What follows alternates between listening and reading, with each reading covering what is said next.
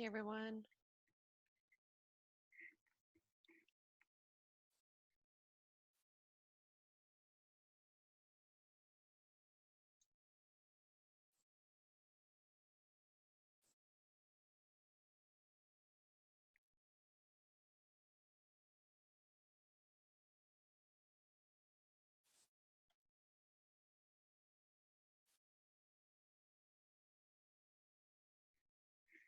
Hey everyone. Good morning. Good morning. Good morning. Good morning.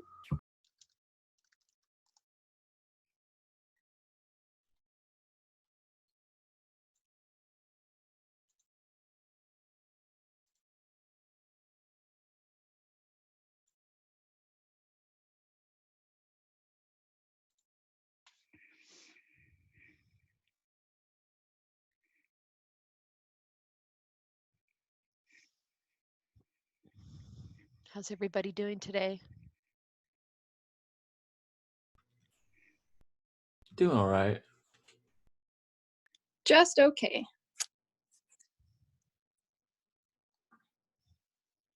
Yeah, same here. How are your kids? We start class like at 8 in the morning, so I've already been like through 2 hours of teaching. I'm just like burnt out. So yeah, it's a lot.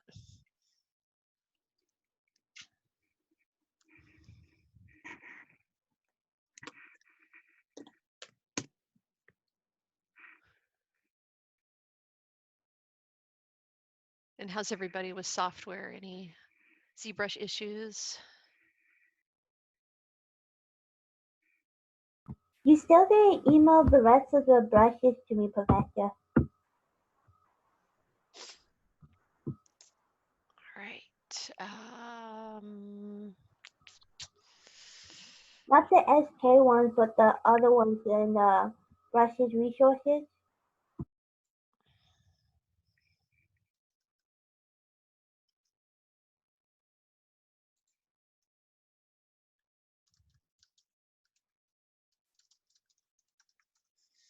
Let's see if I can get them on here. I think they're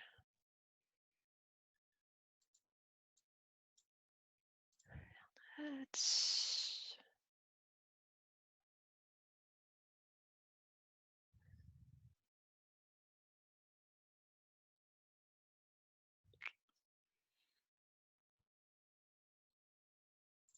there's that one.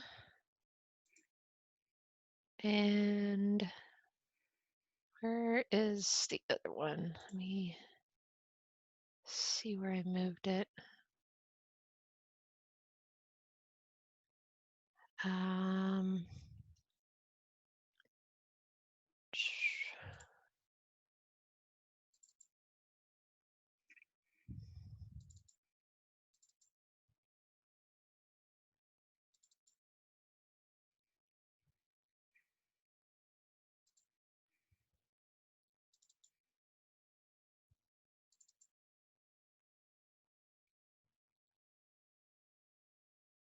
I think it's that one. All right, so you should have those now. Thank you. Okay, and anybody else not able to use those brushes or get them loaded up?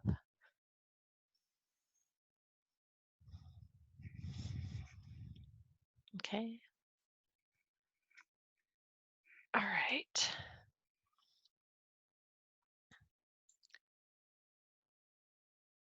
All right, so I think we'll go ahead and get started. I'll put this down here.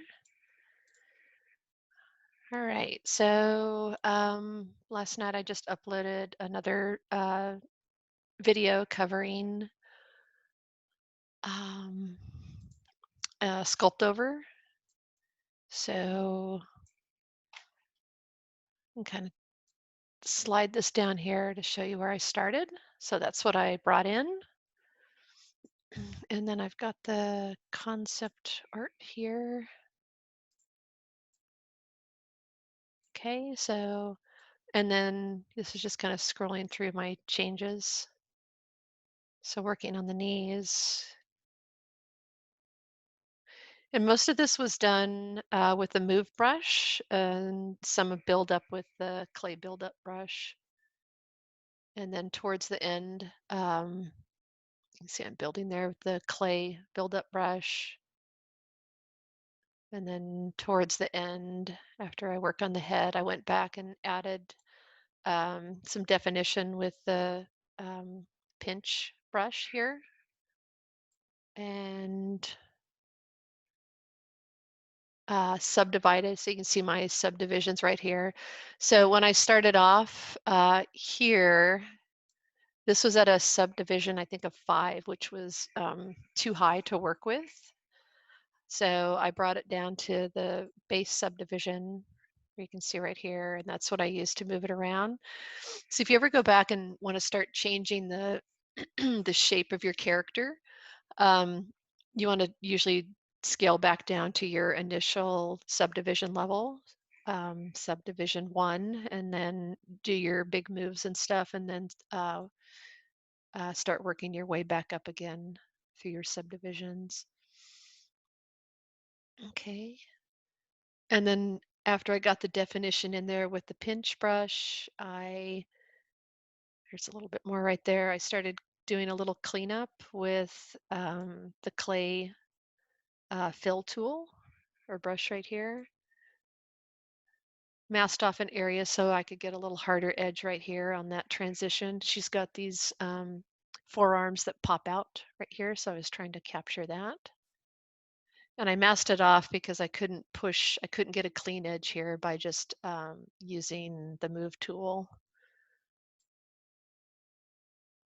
So there's that, and then that's where I ended up with. So I didn't get to the hands. Just looking at the hands over here and the scale of these need to get bulked up quite a bit. And then I would fan them out as well, the fingers, so they're angled away, more like the pinky is right here. So I would do that with the other fingers too, just to, when you dynamesh those, you won't have some of the issues with the webbing happening between the fingers here. If they're too close, that'll happen. Okay, so that's just another example of a sculpt over here. Any questions about that? And a couple more people coming in here.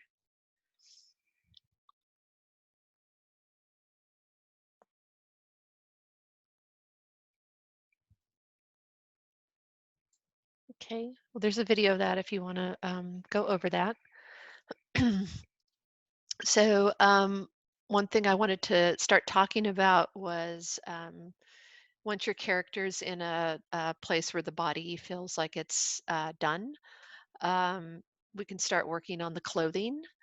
And depending on the type of clothing you have, so if we get this a little bit bigger.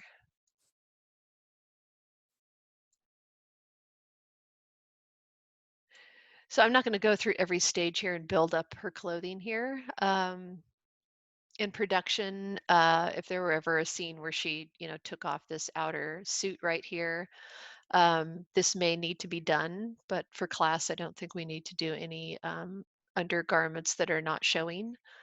And just go to the kind of top layer here, unless you see the layering happening. But for something like this, she's got a bodysuit that's pretty form-fitting, and then it's got some additional kind of pads and stuff here and stitching on it. But for the most part, it's almost like a duplicate of her body. So what I'll usually do is come over into subtools here. Here's the character, so I'm going to just rename it and call this body. Then I'm going to duplicate it. And I'll rename that and just say or clothing. So I'm going to use this one to help me make the clothing with, so I don't accidentally mess this one up here. So I'm going to just shut that one off for now. This is kind of my backup safety right here. And then I've got my duplicate. And then for subdivisions, I'm up to 3 right here. So I'm probably going to just try backing down to 1 here. And you can see it's holding form right there. I'm not really losing any form on it. So it's just mostly lost some of the detail and the definition. And just checking to see if anybody else has come in here. Okay. All right. And then from here, what I'll do is start masking off areas. So with her, it's pretty much her whole body, minus the, I'll probably separate the boots here. So my cutoff will be right around the ankle. So for masking, I've got symmetry on here, and I'm going to just do something like this, and then maybe like that. And actually, she's got, her hands aren't attached here, so I'm just going to go ahead and come in here. I think what I'll do is turn the hands off. And I think they're on separate ones. There we go. All right, so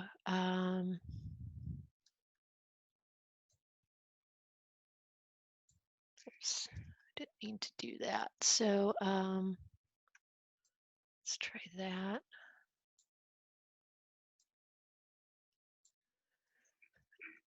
And I think I'm going to look for, actually, maybe I'll just try this brush right here. So it's a little soft right now. I think I'll take it to here. And I'll show you guys how to fix that in just a second. Okay, and then for her head,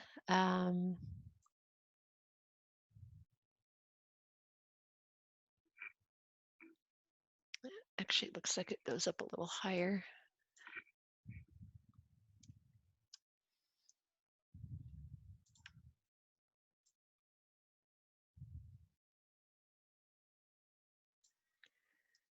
Okay, so that looks okay right there.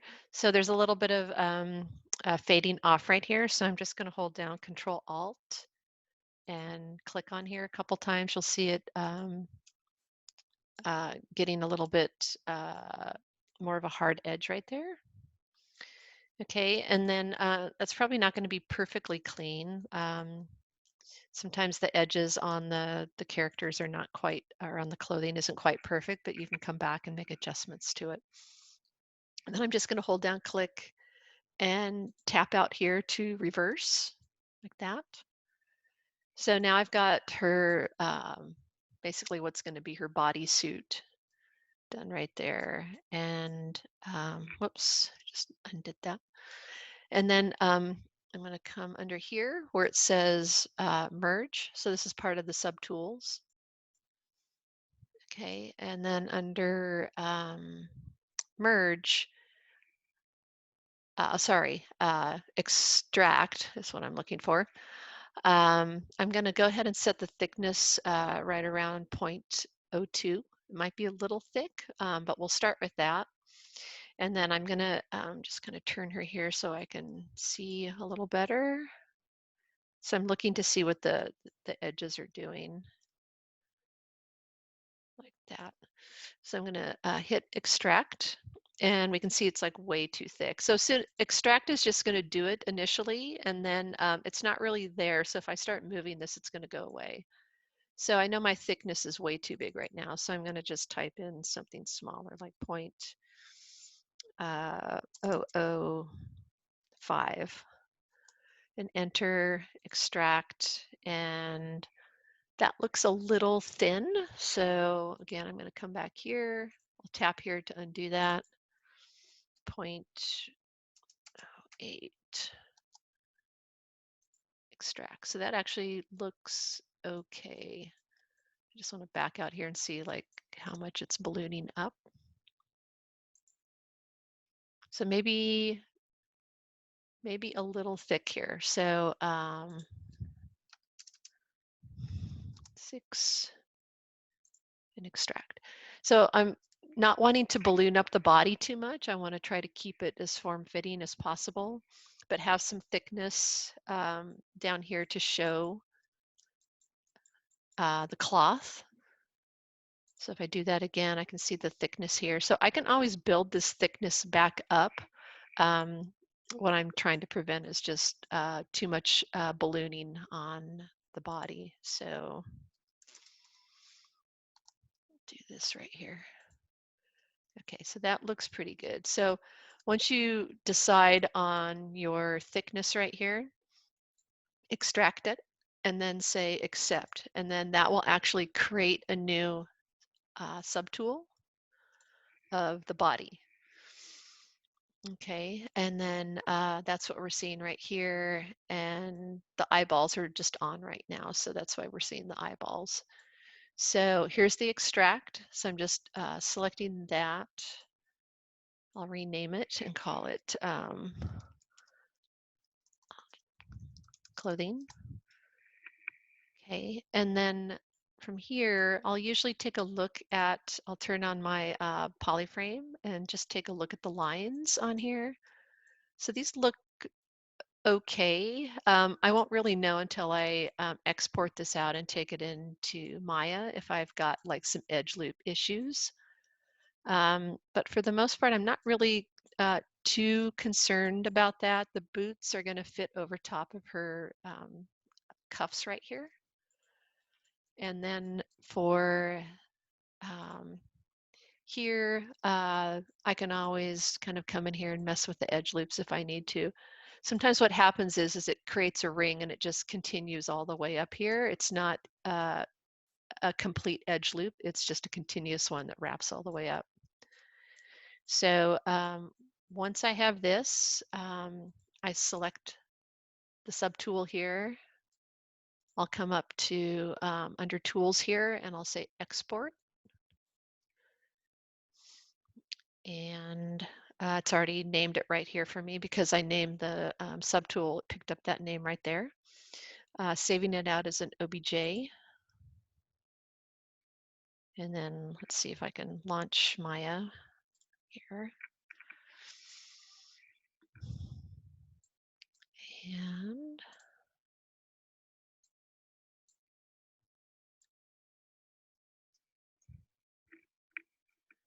all right. So once I'm in Maya, switch over here.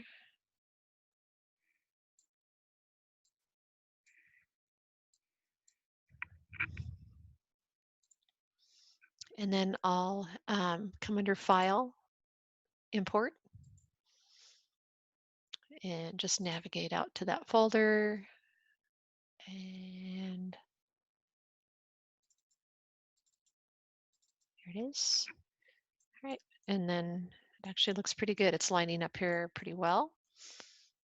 Okay, so, and then this is where I can come in here and click on it and make any changes on here. So, or start adding details. So I've got the base in here. And then what I might do is just take a look at the edges here. So you notice that it doesn't maintain, actually it does. So it does have an interior here and it actually, this isn't actually too bad. So it normally when you're over here in ZBrush and you go to, get this out of the way here, and you go to export this, you want to turn off this group right here, uncheck that, and this will keep all the pieces together here, but I kind of forgot to do that. In the case of this here, I actually don't mind because it's Just need 2 monitors to do this. Go back to, there we go. Oh, I just launched 3D Coat. Okay, kill that.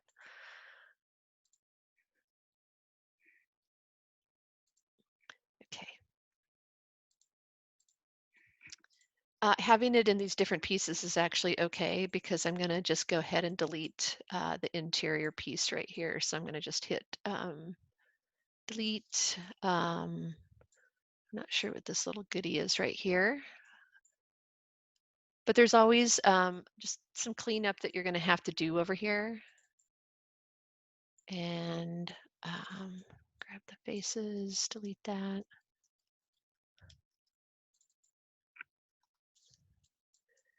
Okay, and then there might be just cleanup along the edges here. Sometimes I'm, deleting faces. I'm going to just double click this and see if it, so actually this one came out pretty clean. So these are individual loops right here. So what I'll do is, and that's actually a clean loop right there. Just this transition's just a little funky right here. So what I might do is take that off, grab this edge, go to scale, and then you can see that my scales, the axis is off here. So I'm going to just double click and then change the orientation to component. And then it's not completely working here. Yeah,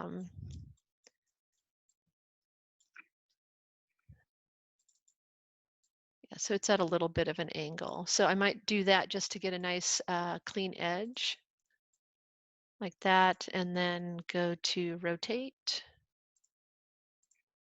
and try to rotate this back into position here.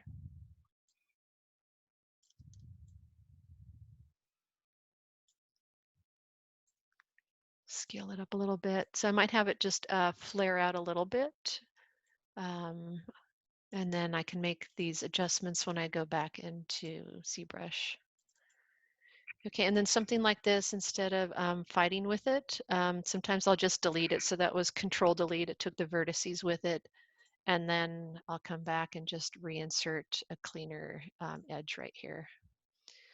Okay, and then this one too, I've got just a little bit too much of a kind of funny angle. So I'll do like that. Okay. And then a tool that I use quite a bit to come in and straighten out some of the edge flow on here if it's looking a little odd. And I should have had symmetry on for this.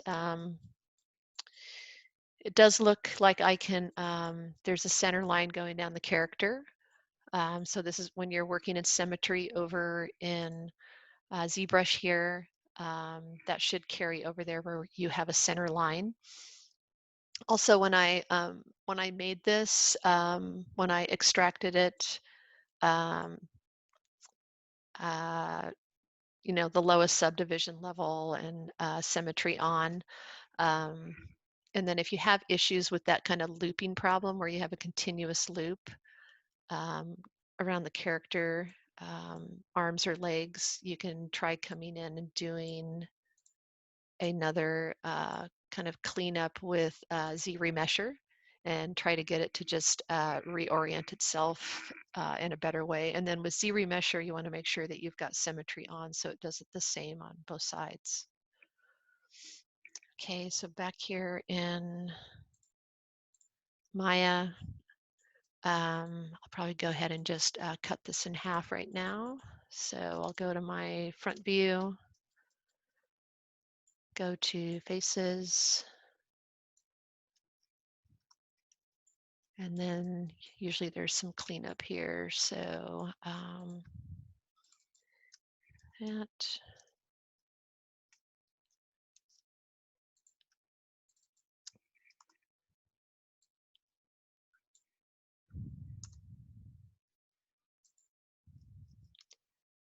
And I'll go back to here.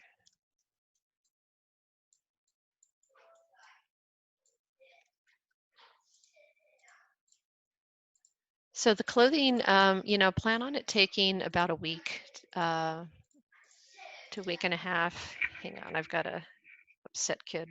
1 second. Sorry, guys.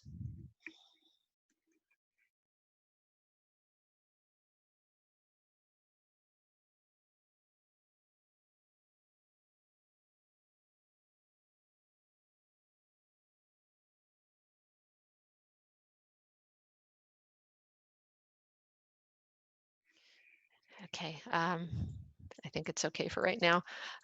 Yeah, so just plan on it taking a little bit of time. There's a fair amount of cleanup when you copy mesh or your subtools over in ZBrush and then come back in here to do the cleanup. So it's not quite as intense as doing UVs, but you know, do just kind of plan on some extra time. Okay, just getting rid of those.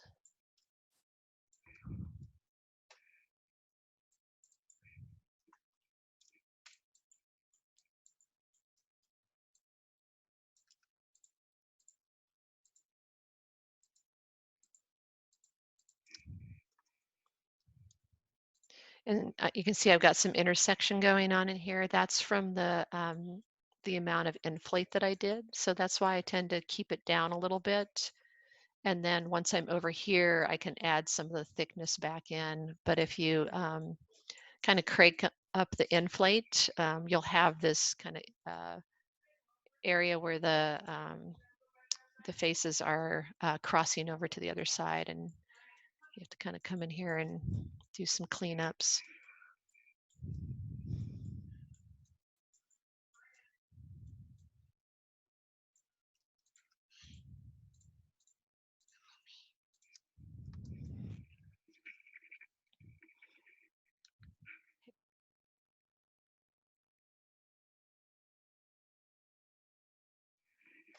Right.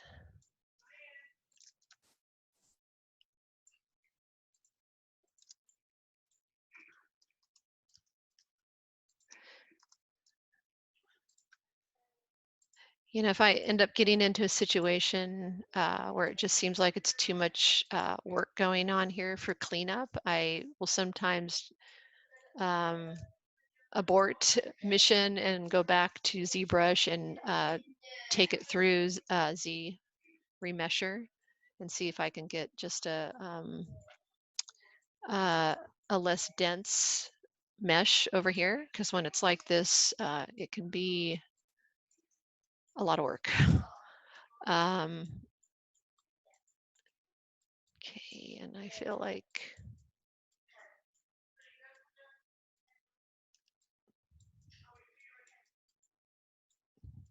yeah, all these little pieces right in here. So, all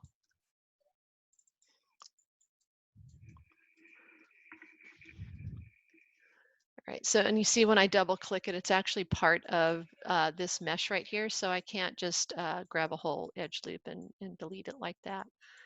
So I'll try doing my best here with cleaning up along the center line. Whoops. And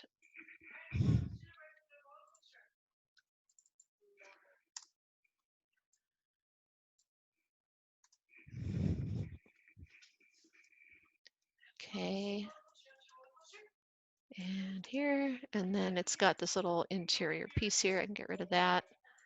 All right, so then I'm kind of left with this shell here, and I'm going to make an attempt to go ahead and mirror this over. So back over here, everything's on the center line, so we're good with that. I'm just going to delete this construction history here, so that's right here. And then go ahead and mirror it, and then take my merge threshold down. So when you have really dense mesh like this, sometimes you can get vertices that will start to merge. It's probably happening more down in here. So I'll take it down to the lowest point of like 0.01. So that's just merging the vertices that are right on top of each other. Okay, so I will have some cleanup to do down in here where I've got this intersection happening. Okay, and then Q to get out of that. And I'll come up here and take a look at this. So this has kind of a similar problem going on here with the edge flow. So I might just do this a little bit differently. So I might take out this edge here. Get symmetry on here. Okay, take that out. Straighten up this.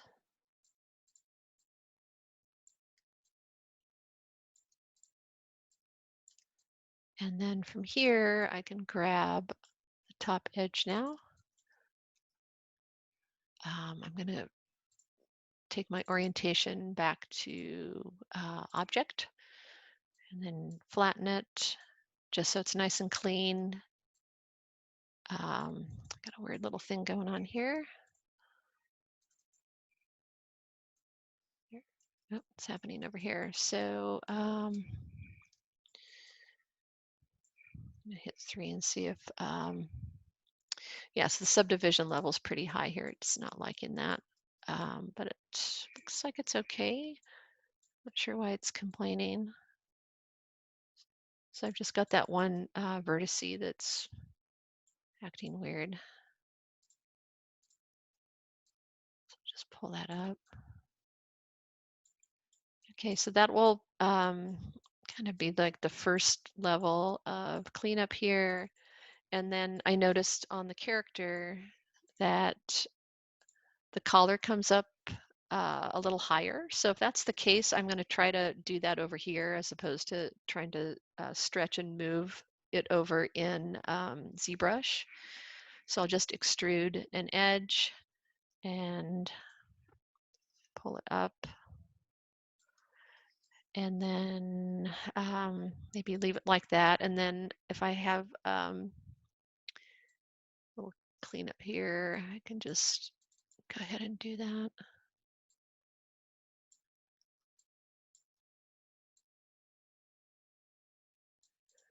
Okay, and then I've got a stray vertice doing that weird thing again in here. Okay. All right, so then this area is obviously going to be problematic. I may take it back. There's a couple of ways to approach this right here. So you can see there's some intersection going on.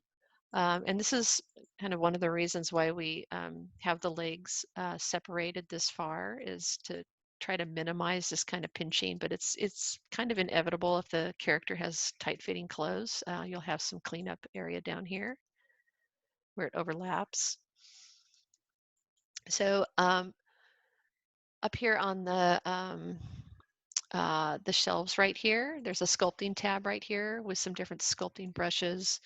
These are ones that were imported in from Mudbox.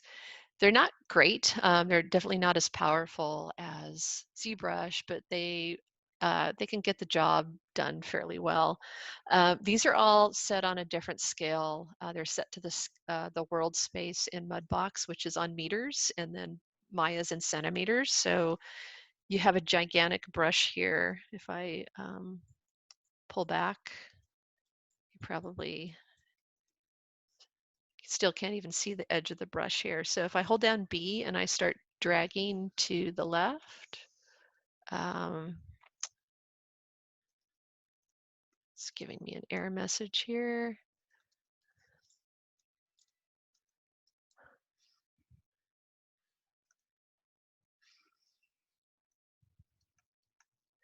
So I'm holding B down. I've got what's called a manifold plane here, so it doesn't like that.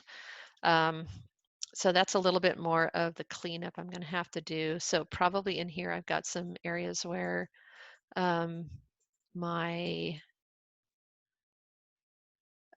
need to have two-sided lighting to see in there. Yeah, so some of this pinching right here is just causing some issues. So That's what I was trying to get the, yes, it's stuff like this. It's kind of poking out here. So you have to get Q to get out of that, and then you can go back to faces and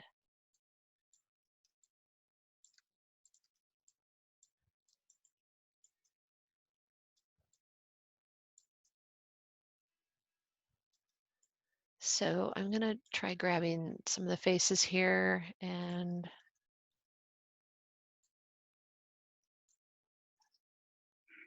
I'll pull like a series of them open like that.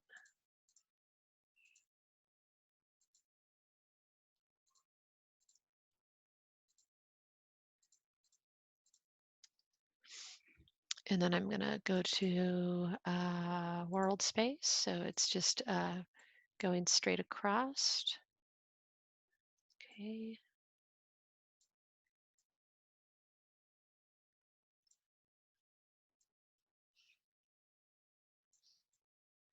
Okay, so now it's starting to reveal some of the issues in here.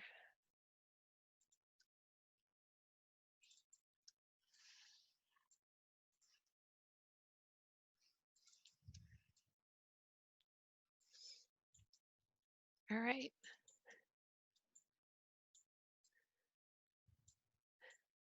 All right, so you can see kind of what's going on here. I've got a number of just areas where it looks like it's come together. So I'm almost thinking of going back into ZBrush and trying a different setting with the Z remesher. Okay. And then I'm going to hit 3 again, just to see what's going on here a little bit more. So I've got some more edges inside here that are really fine.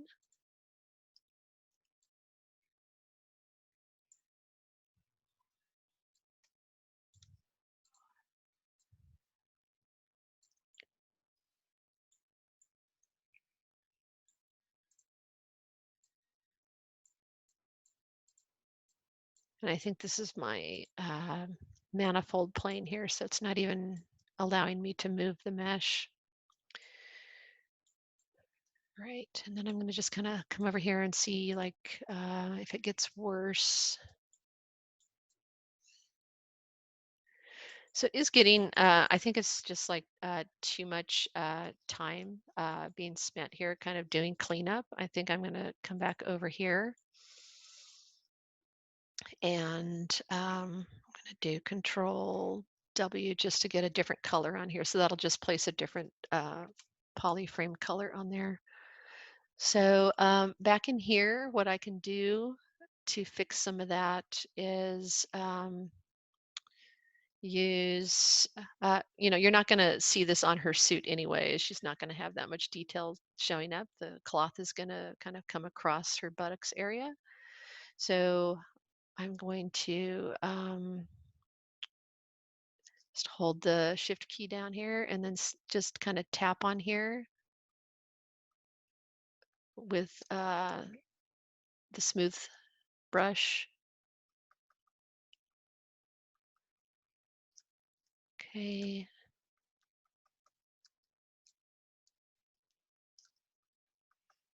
And then I can also just do some moving as well here.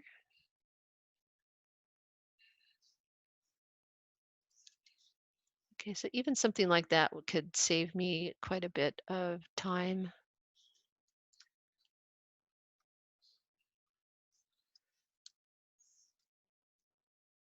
Okay, so that looks fairly clean here. And then I'm just checking my, yeah, so I'm at the lowest subdivision level here, and it's still pretty dense.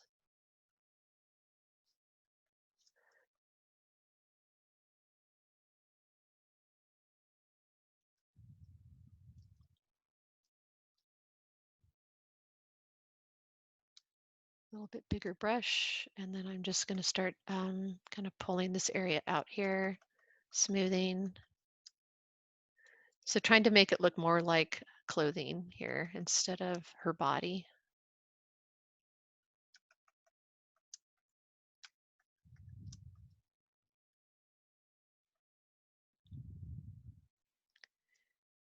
You know, and then it's always just kind of different with each character depending on the body. And then even here, I might just go ahead and relax this a little bit.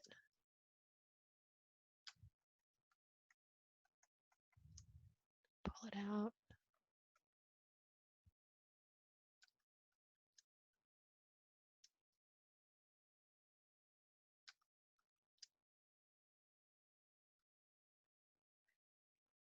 Okay, so then I'm looking up in here just to make sure I don't have a number of edges that might be overlapping. It looks okay. And then I'm going to turn that off and just take a look at the character again here. So I'm going to soften that. And then if I want to get some more, I'll probably sculpt back in after I take it through Maya. I'll come back here and start sculpting in the detail because I'm going to have to subdivide to get the information in on the cloth. Okay, so I'm going to go ahead and export this again now. And I'll just call it 2. Save that.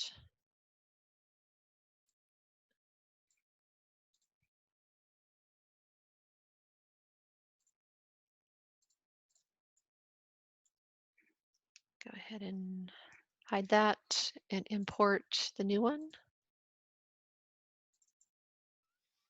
Okay, I can already see it's like looking better here. So I'm going to put on the wireframe so you guys can see.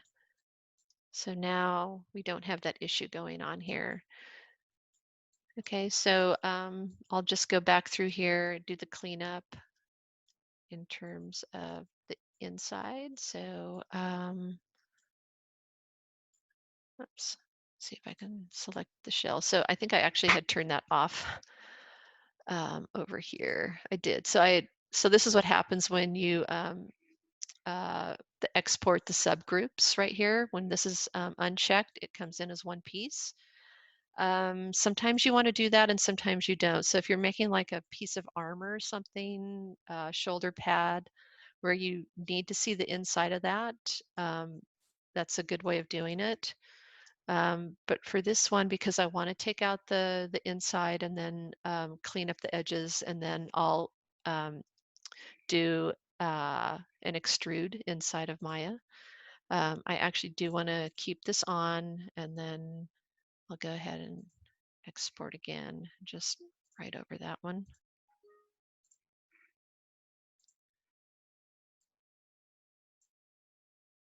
Okay, so just checking to see if anybody's in here.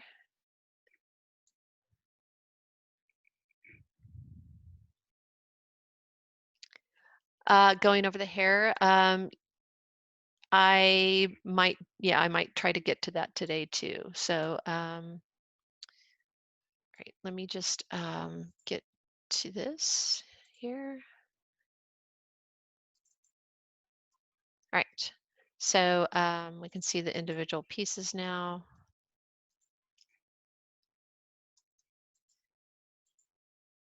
And this one looks like it's got quite a few different little pieces inside here.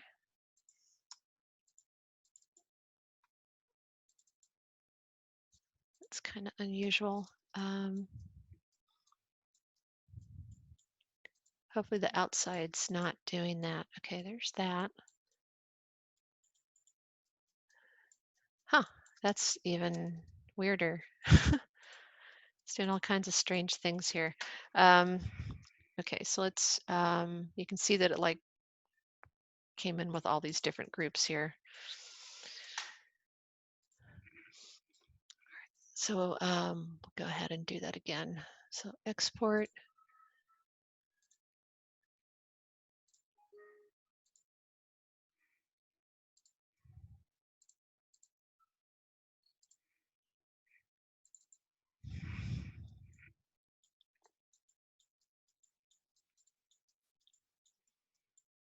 All right, so I'm going to grab faces, do that, and then I should be able, no, so it's still connected in here.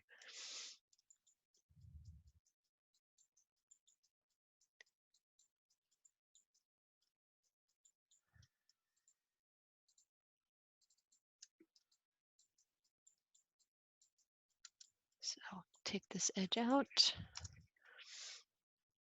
take out this edge. Okay, then you can see kind of the issue here with the inside. So it's kind of double the amount of work. That's why I try to get rid of this.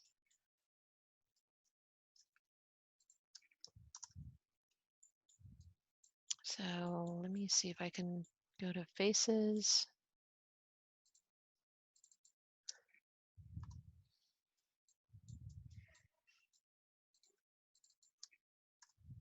Okay. And so down at the feet, it's probably got the same issue.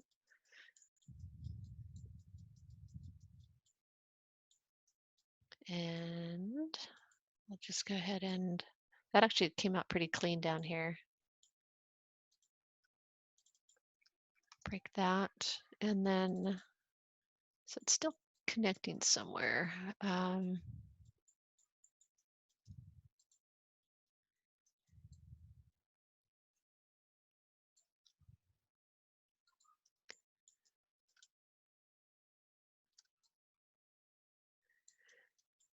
So instead of, usually what I do is take out the inside. Quite often I do this if the character has a jacket or something, and I don't want to be like messing with the vertices on the inside and the outside. But in the case of this one, we've got a solid suit here. So I am going to go ahead and keep it. Inside a ZBrush, it does need to have, it looks like there's a piece inside a piece here. Okay, I think that's the outside, that's the inside. So I'm going to just undo a couple of those things. Get this back.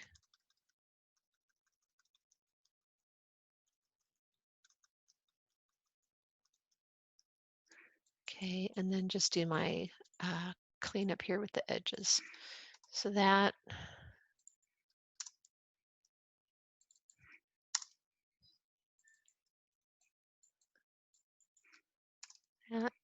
straightening the vertices up a little.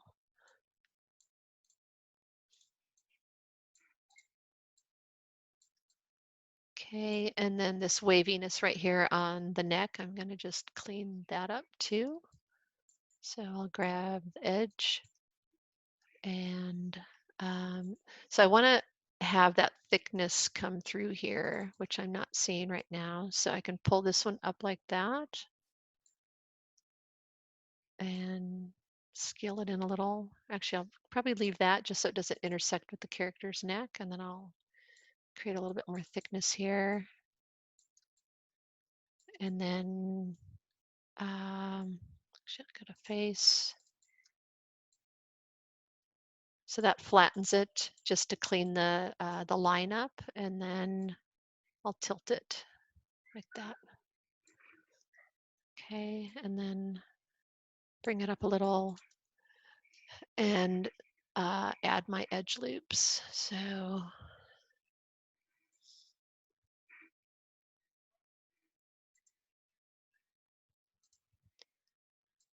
I'll add one here. And then if I don't like the transition very well here with this one, so see how this one's kind of denting in, it's going to create some little indents on the mesh over in ZBrush. So I'll just reinsert sometimes like that. And then with this one, I'm going to just scale it in a little. Okay, and then you have to pay attention to the inside as well. And then any other weird little thing like this vertice just seems to have an issue here. Like that. And just straightening up some of this. Okay. And then adding a edge loop on the inside here. Okay, and then one of the most important things on your edges for your clothing is, I'm going to just straighten that up a little more, is getting the tension lines in there. So making sure you've got edge loops at uh, the end of them that are going to support um, a harder edge. Otherwise, when you subdivide back over in ZBrush, it's going to start looking like a kind of a mushy, flattened edge, and you won't have that kind of clean look to it. Okay, so so I'm just sort of straightening those out a little bit more.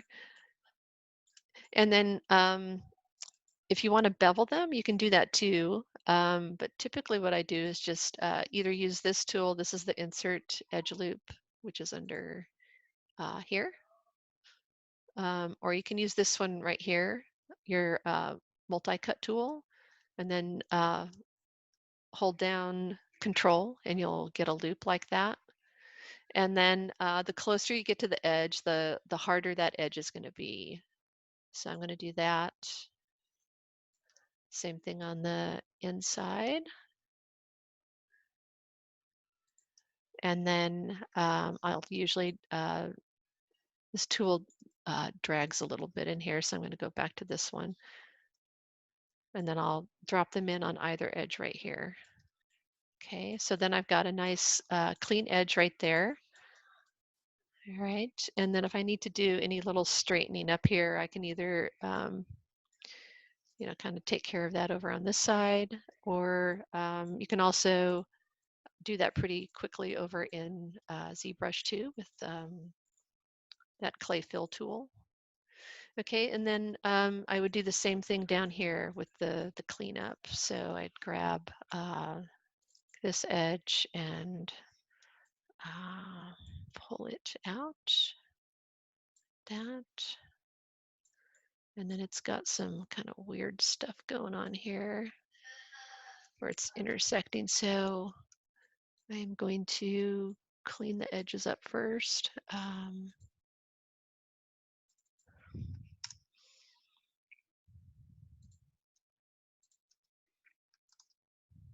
That, and then on the outside,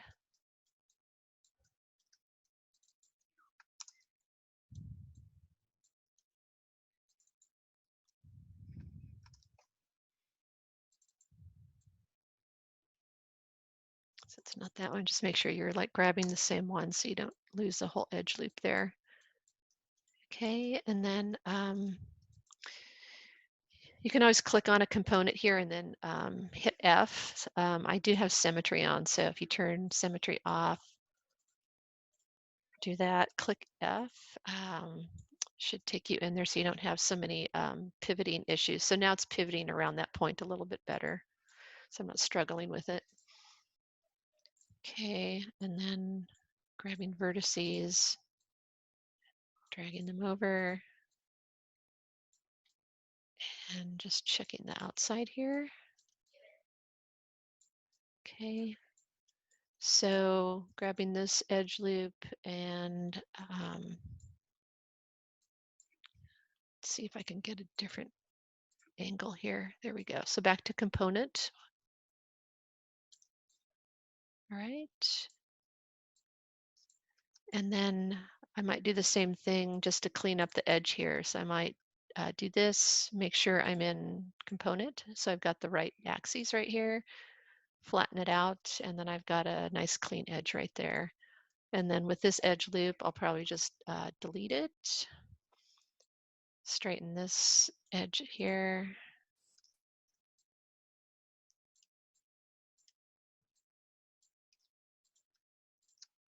Oops.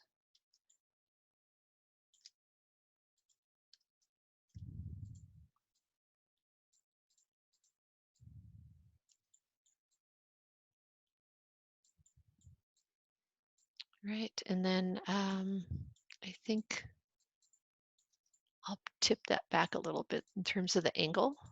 just so it's staying in line with the rest of it, and do that. And that. All right, and then just back in here, adding my edge loop. So that was the one that I took out. So I'm putting that one back in. And then put another one in here.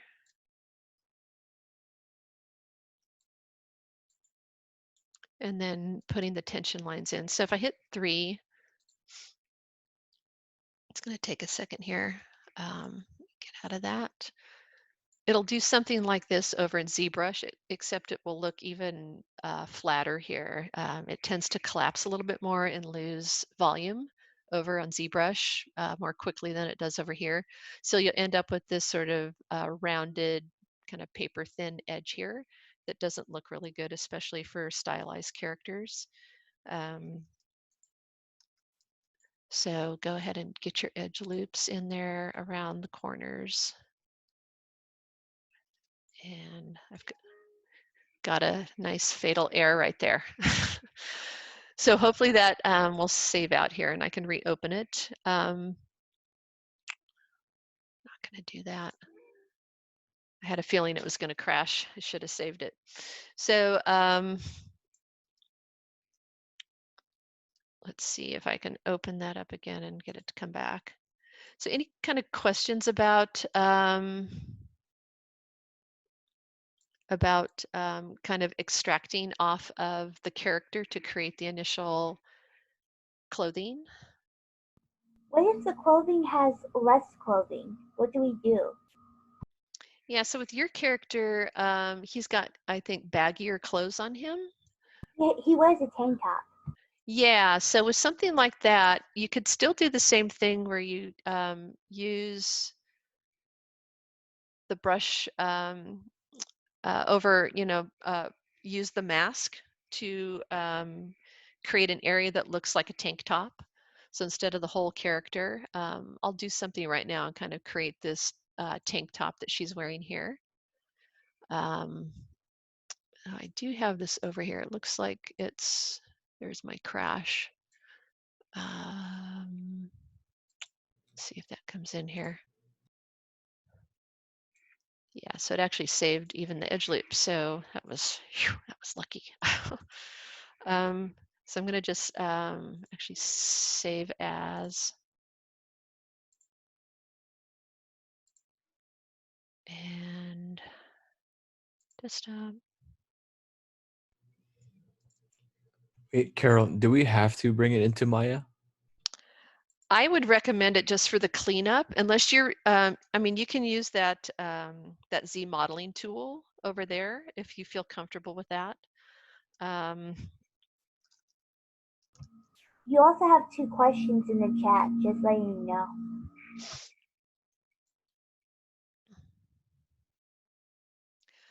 I think it's whatever you feel comfortable with. So this is in regards to making the clothing. I'm more comfortable making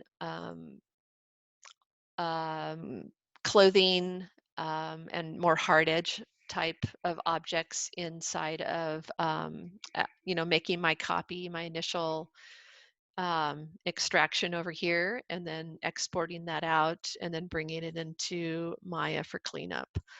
So everybody kind of comes up with their own way of doing things. There's no right way or wrong way. It's just getting clean mesh, clean edges that are going to have these tension lines around here, and then bringing it back into ZBrush. And then there's usually just some adjustments with the surfaces. You might have some areas where part of the body is poking through. And then it's a matter of coming back in and sculpting in some of the detail. If there's stitching, she's got some, looks like some padding on here maybe, so I might either sculpt that in, or I wouldn't necessarily extract another area on this character. So this other piece right here that she has, these would be additional pieces that I would extract, like off the arm. The other thing you can do is just bring the whole body at the lowest subdivision level, export that as an OBJ, bring it into Maya, and you can model using cylinders and usually cylinders to create these different pieces here. So just you can kind of play around with it and just sort of go with what you're comfortable with. And inside of ZBrush, so if I came in here and I just kind of left this as my my suit here, I kind of zooming in here to the hand. So you know, there's a little cleanup that needs to happen right here. Over in brushes, there's let's see, where is it?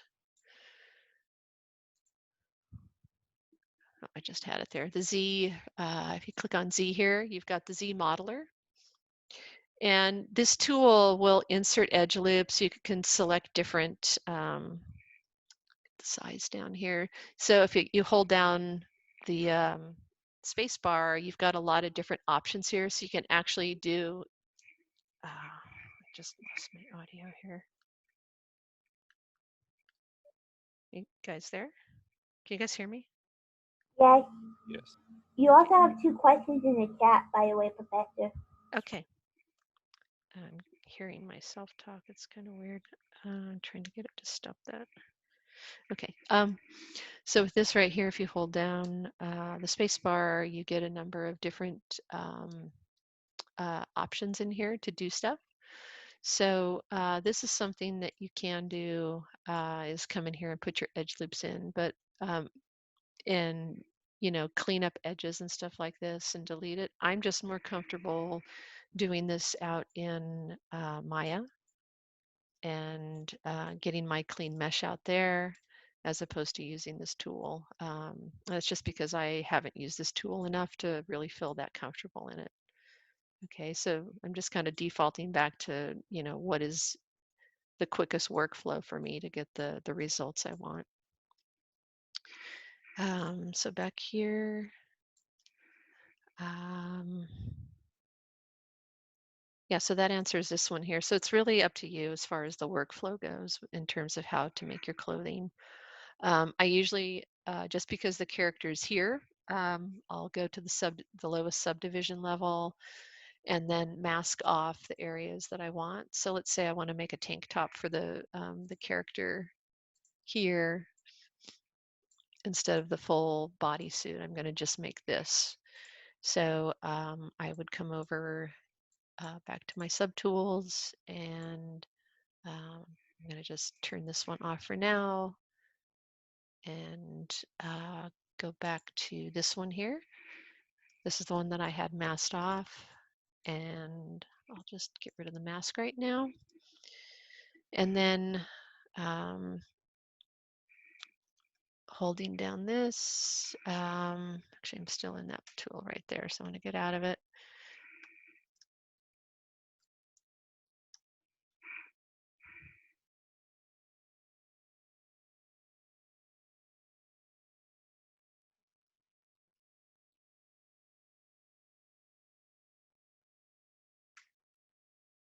So, and you know, that's not like perfect. So I might have to take a couple of tries at that.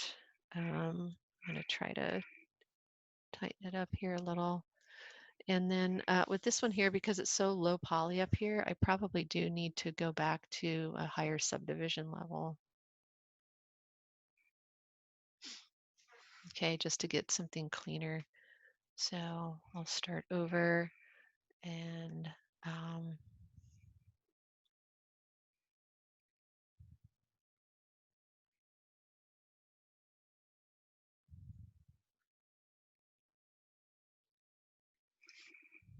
something like that. And then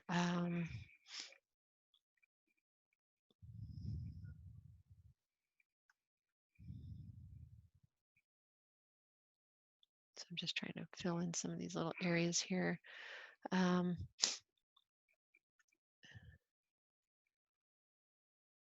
see.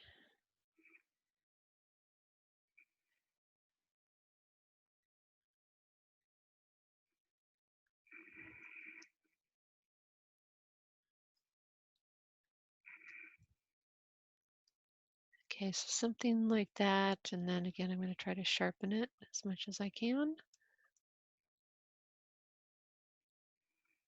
And then I'll go through this process here under the subtool extract and probably leave it at that same setting and then go ahead and accept it. And then I've got this piece here to start with. So again, I would go through the same steps here just because there's, I can already see there's quite a bit of cleanup, and I will probably, cut it in half just because there's some, actually they look symmetrical. So going to this here, and I usually rename it.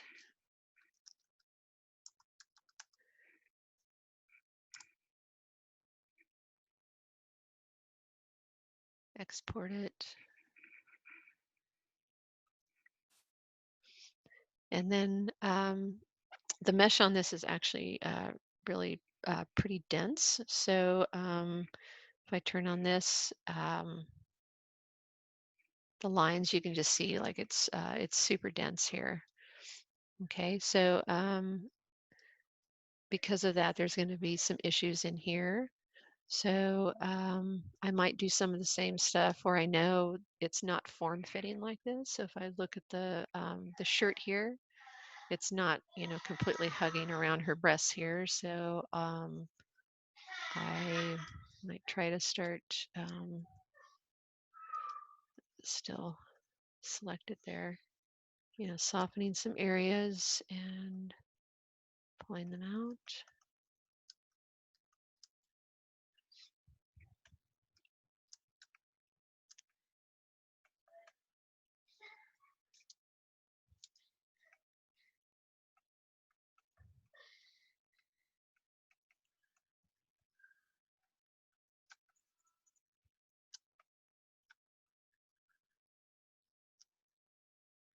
Okay.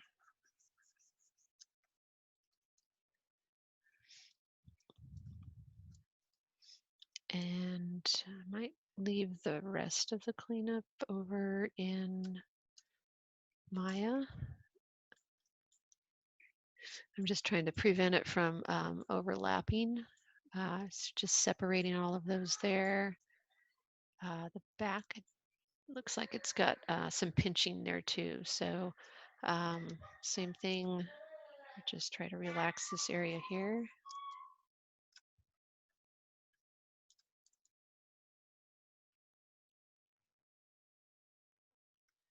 Okay, and then might come under geometry here and then just try a Z remesher on it.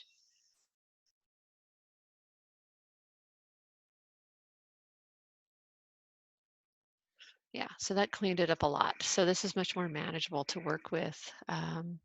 You can see my settings here, so they're pretty standard. Okay, and then this area here is just a lot easier to go in and work with.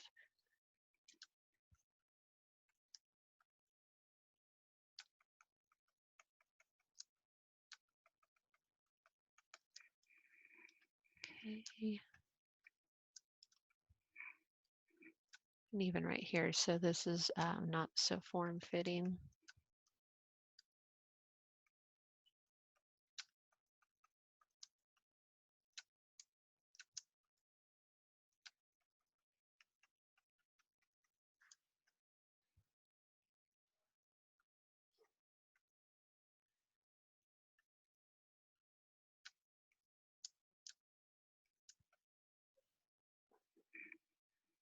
All right, and then where it's got the indications here, the little in the sketches as far as the folds in the cloth, I will wait to do that when I come back out of Maya for the cleanup and subdivide it so I can get more detail in there. Okay, and then also once I get this back on the character, I'll be able to fit it a little more accurately. If there's some areas where it's poking through or not looking quite right, I can make those adjustments. But for the most part, and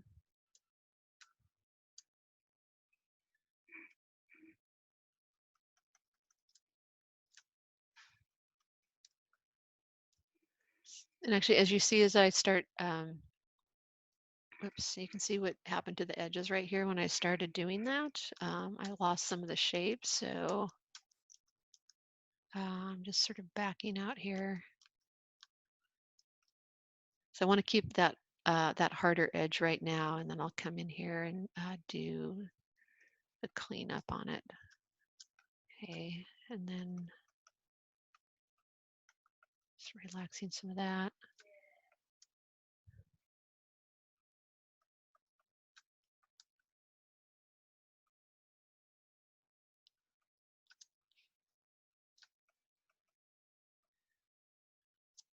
Okay, so that might be my starting point from here.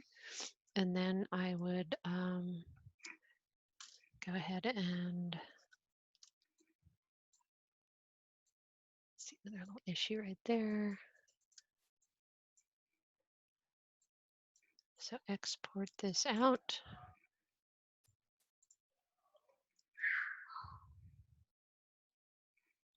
And I did that high poly one right there. So I'm just going to do this one. And then over in Maya, I can import that.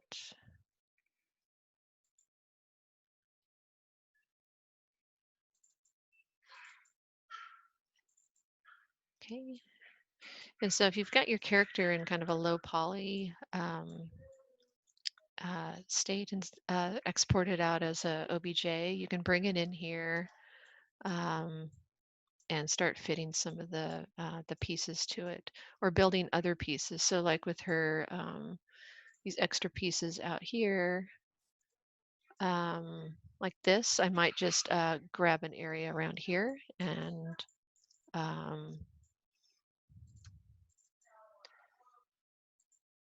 it's gonna let me do that. And then probably hold the tab key down. Do this.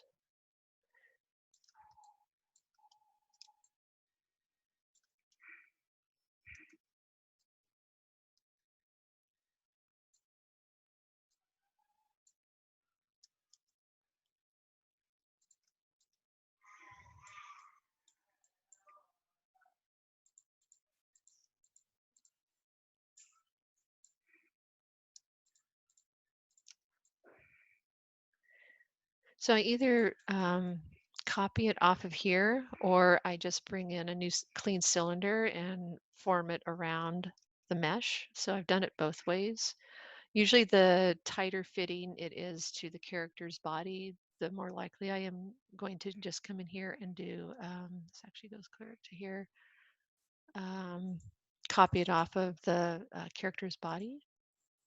If it's looser fitting, I may just start with a cylinder.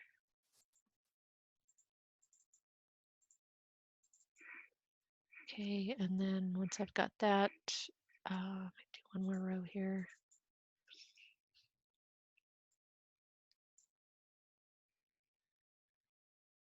Get rid of that.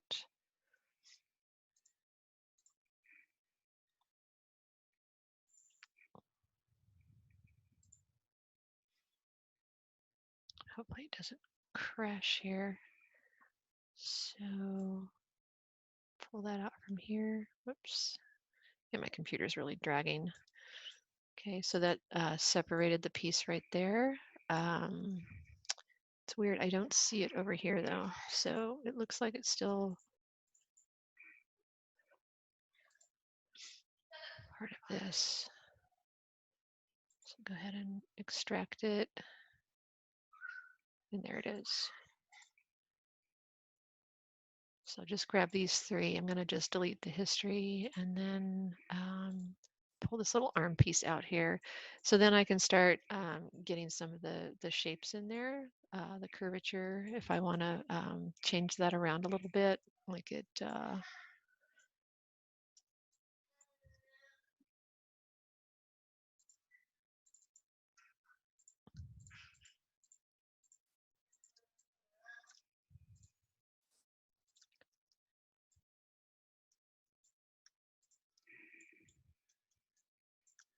It's kind of archaic going back and forth between the two because they're so different.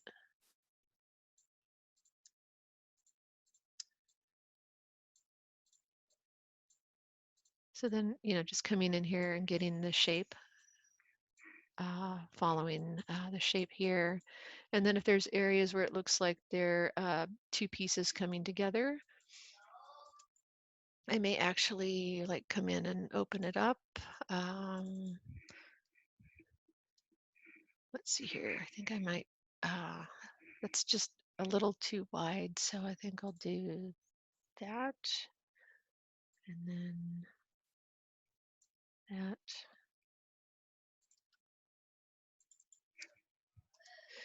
Yeah, so you can open it up like that. And then, this isn't done by any means. It's got a little more cleanup to do on it here. I'm just sort of giving you guys an idea of my workflow. And then, once I have the shape that I'm after, I will get the thickness and this way.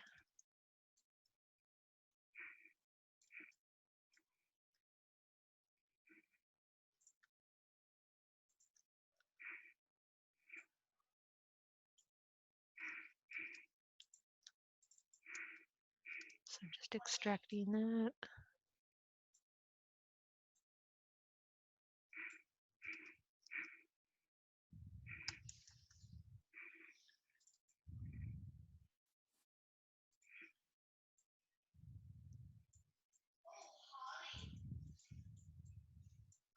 And sometimes I'll wait to do the extraction here because once I get the thickness on the whole thing, I'm going to have an issue of coming back in here and cleaning up these edges.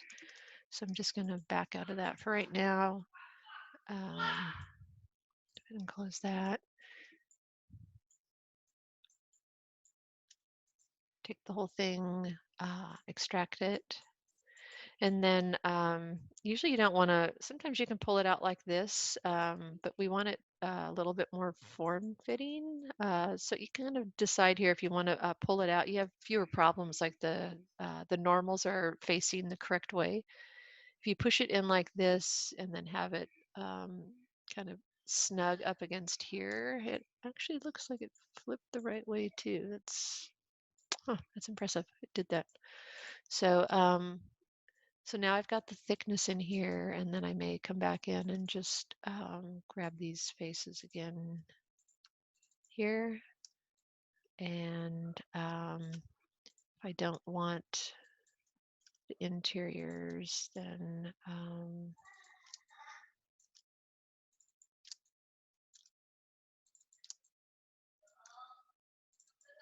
do that.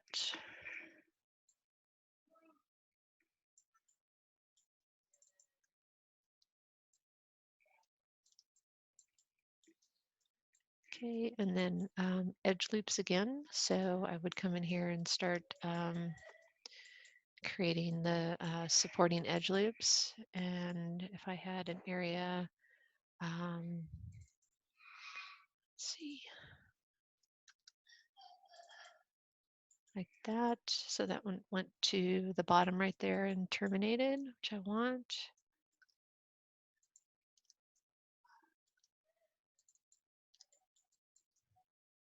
That one terminated there. So I can take this and it's going to behave here. It's doing a little weird stuff. So let me go to face. I'm just trying to pull them in a little bit more here. So I don't have quite that amount of space. Yeah, they're a little bit different it was following the curvature. So I've got like a area right here that's a little closer together.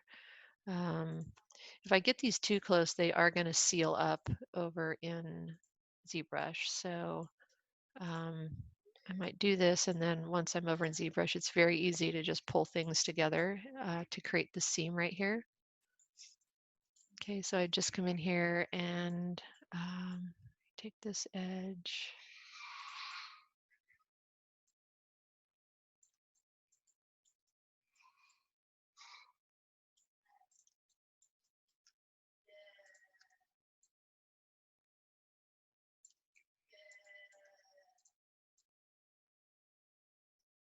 Okay, make sure I'm not getting too close there. And then it's more like that, right? And then edge loops.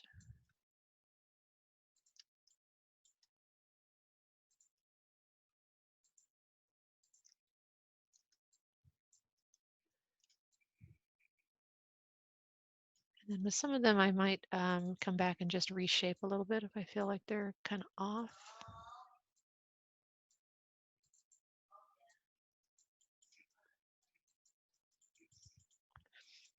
All right, so that's how I would do a piece like this. So same thing down here. I would need to do the edge loops just to hold that edge together.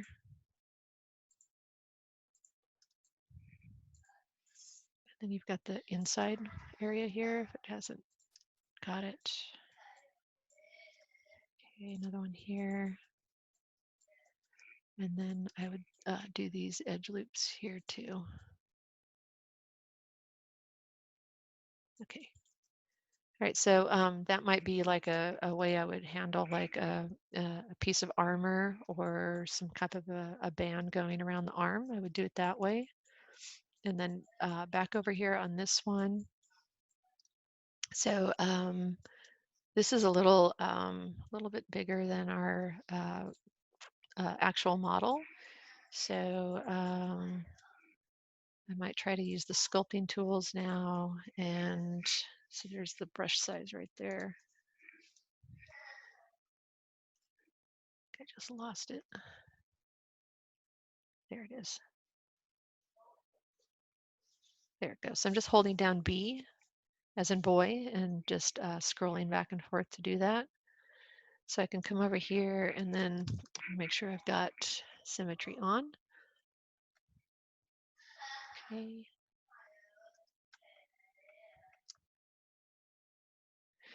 And then for smooth, it's an actual brush over here. You don't have that nice option of just holding down the shift key, doing that. So usually what I'll do is just try to move this into place here. And then areas that I see are really dense or need some work on them, I will sometimes just take out edge loops that aren't really helping to support the cloth.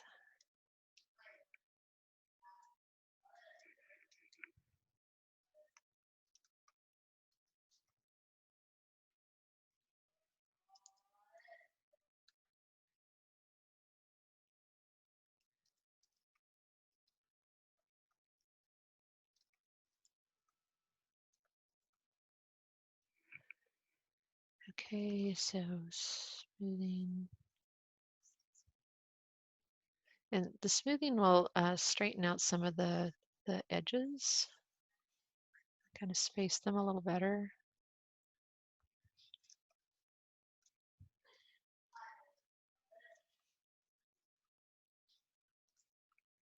But if I've got areas like down here that are starting to feel really dense, so you have to get Q to get out of that brush mode.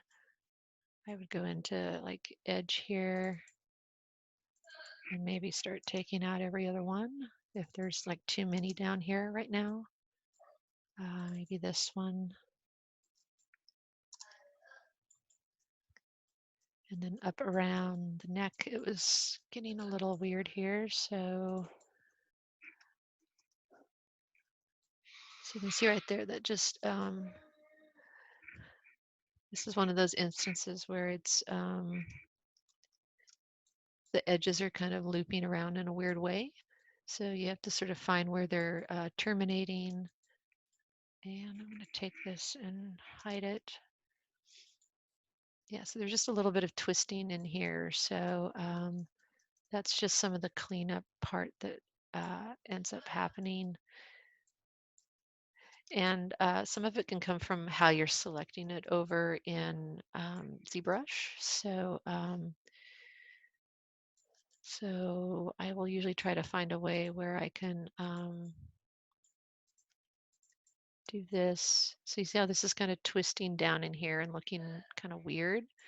I might just delete it to open that up and then do the same around the arms.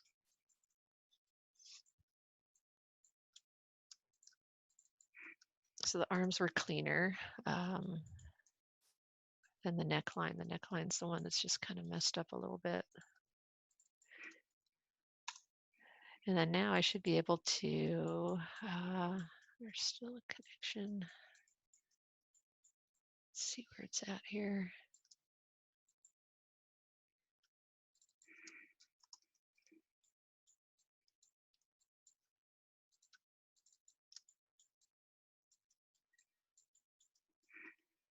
That.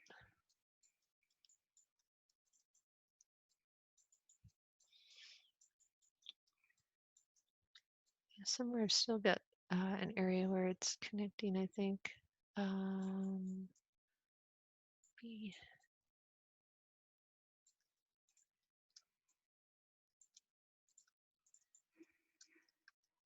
Here.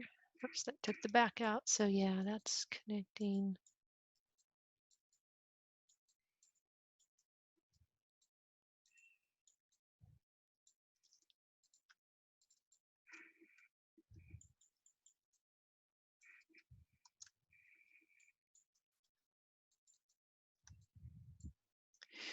And this tool right here, actually this paintbrush right here, go back to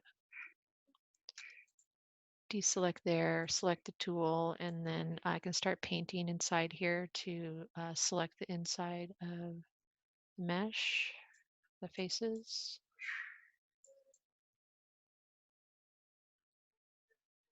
Because basically I want to just delete the inside and then I can clean the edges up better and then just extrude it. And I've got a little bit more control that way.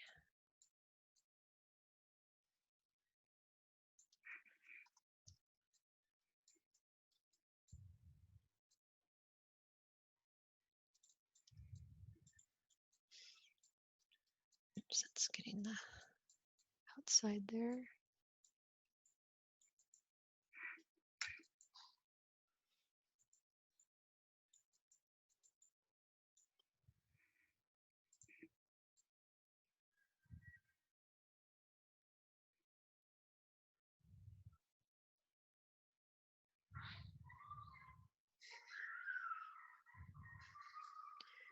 Almost looks like it's grabbing it's grabbing that part there. So sometimes once you delete an area, you can double click on it and it should just grab that whole piece because it's separate now and then just delete it. Okay, I think I got most of it out of there. So around these edges here, I'll take this out. So you can see how that's creating a weird loop right there. It's actually looping all the way around, which we don't want. Same thing here. So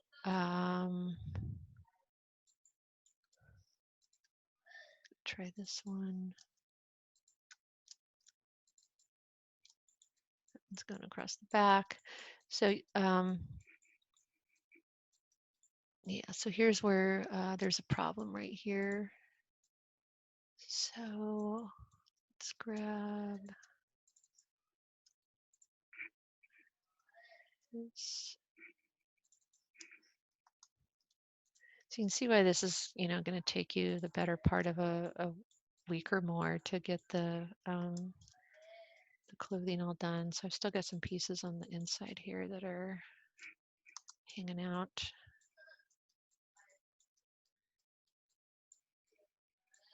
Okay.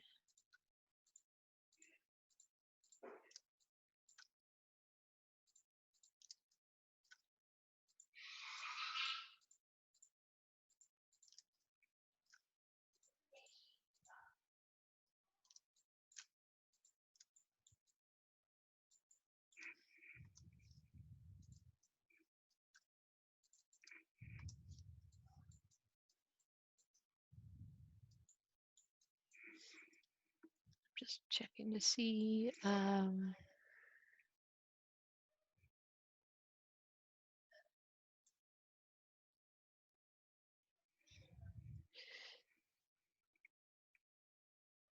So when doing the clothing in ZBrush, would we add new shapes to create clothing?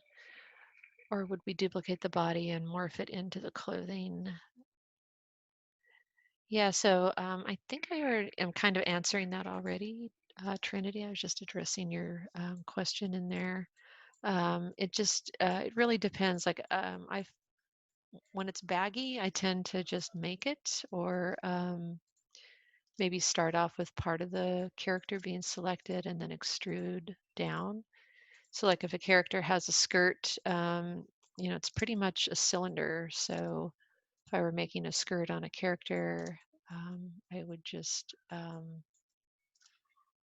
opt for maybe bringing uh, a low, the lowest subdivision level of the model inside of ZBrush, exporting that as an OBJ, and then bring that in so you can kind of fit the pieces around it correctly, and then just make each one.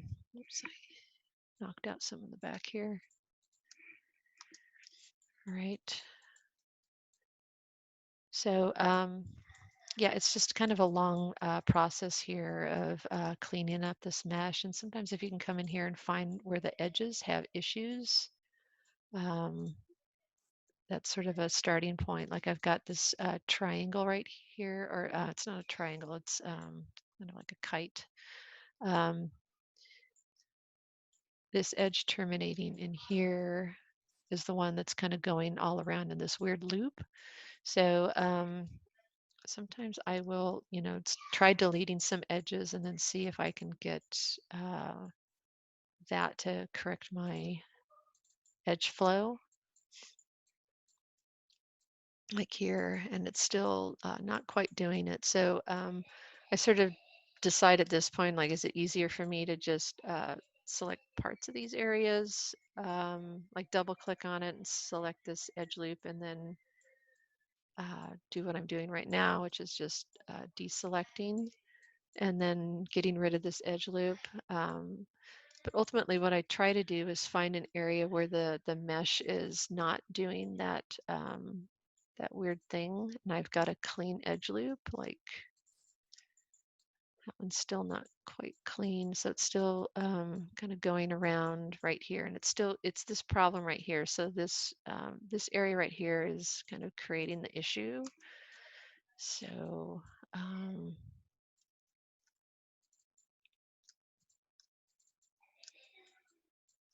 and then I've got another kind of issue up here. So sometimes if I like knock out a face, I can get an edge loop in.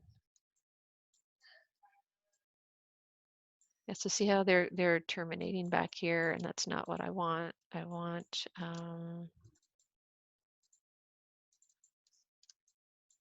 something that goes out more like that. Okay, and it's still like looping around here. So here's some more cleanup right here. So it's just just a little bit of a process to delete some edges in here until you find a clean edge loop. And so this one's terminating because I've knocked it right there. And Yeah, so that looks like kind of my cleanest one right there. So what I might do from this is just kind of note where that is, and then I'll start knocking out the faces going around here, and then, you know, deselecting this area. You know, and again, if it's like really loose fitting, I think it's faster to just build the clothing in here.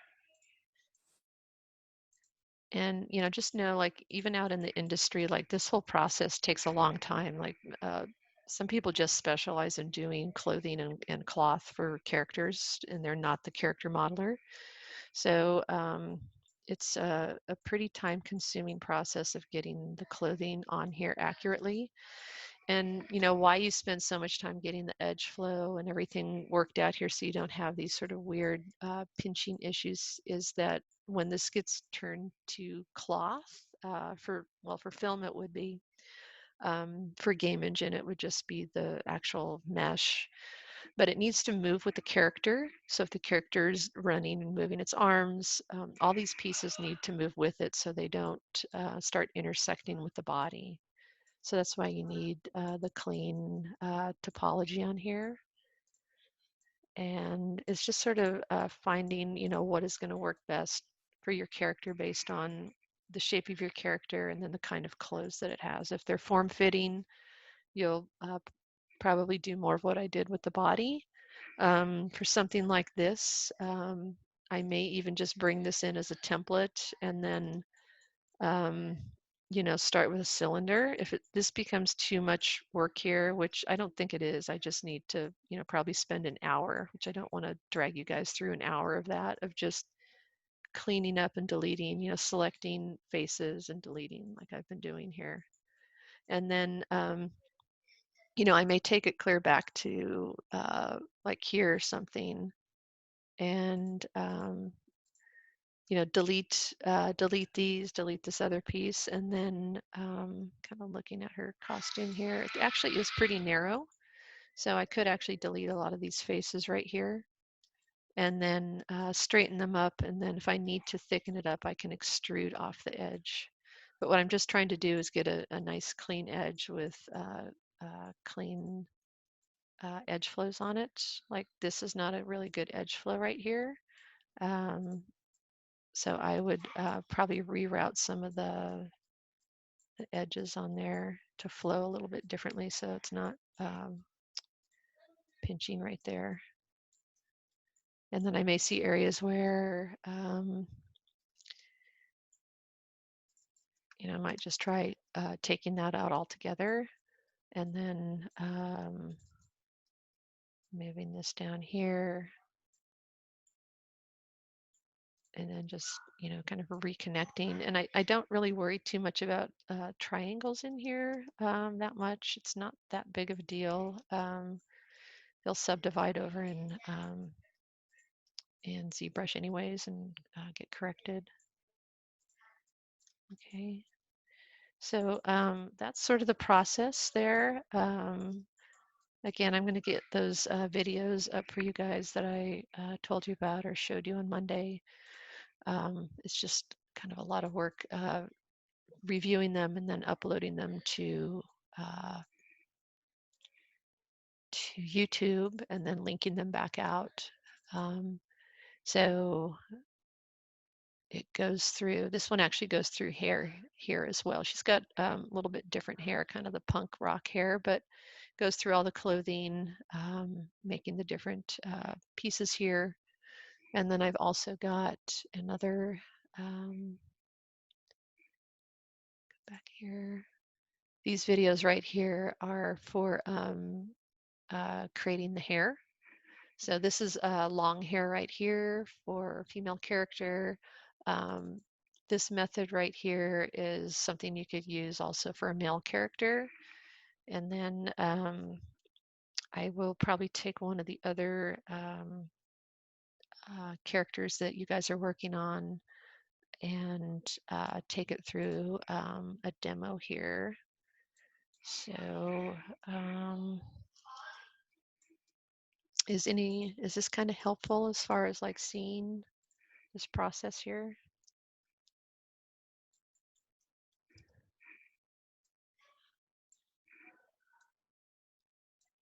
Okay. And then I just wanted to give some feedback for some of the people in who uploaded some stuff to Shotgun.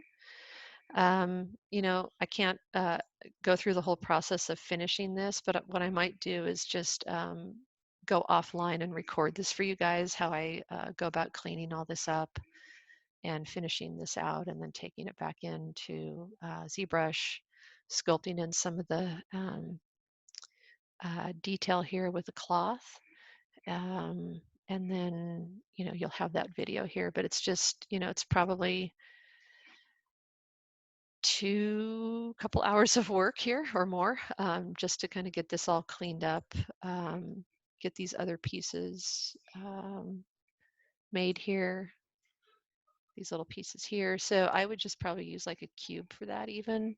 You can decide if there's a nice clean area. If there's clean mesh on the character, I may start with that, or I may just come in here, grab a cube, and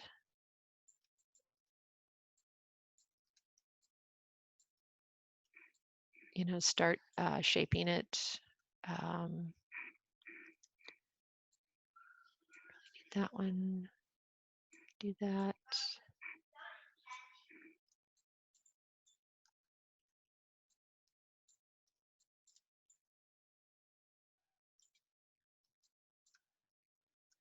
And get them off.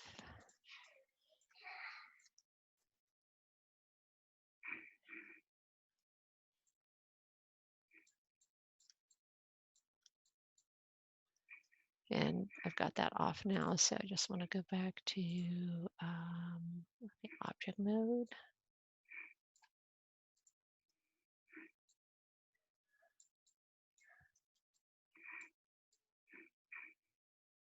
Yeah, so these are just kind of real basic shapes here. I don't quite have it yet, but yeah, I would start off with something like this instead of copying it off the character. Get it into place.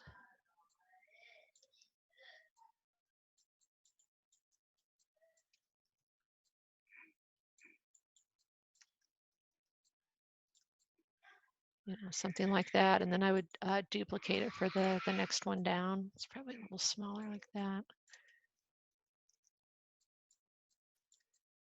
Okay, and then you know, you would go in here and do all of your edge loops like this, and I would probably just go ahead and start subdividing some of the larger areas like this, just prepping it. If you don't do this over in ZBrush, you will lose a lot of volume when you start subdividing it. So this will hold it together. Okay, so you can do something like that and then, you know, hit 3 and just kind of check it out and make sure it looks okay. You know, this isn't perfect. I would kind of round the edges out a little better here. And then, oops. And then with this and like all of these pieces here, I would go one by one. So if I was done with this one right here, you only need to make one side of the character. So I usually make the positive X side, and then I'll export this out. Export selection.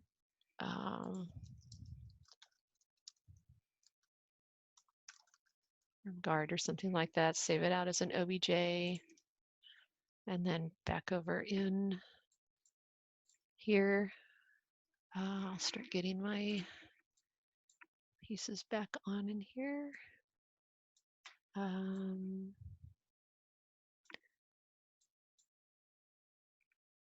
Okay, so there's that one. I'm going to turn that one off. Actually, I don't really need this one right now, so I'll probably just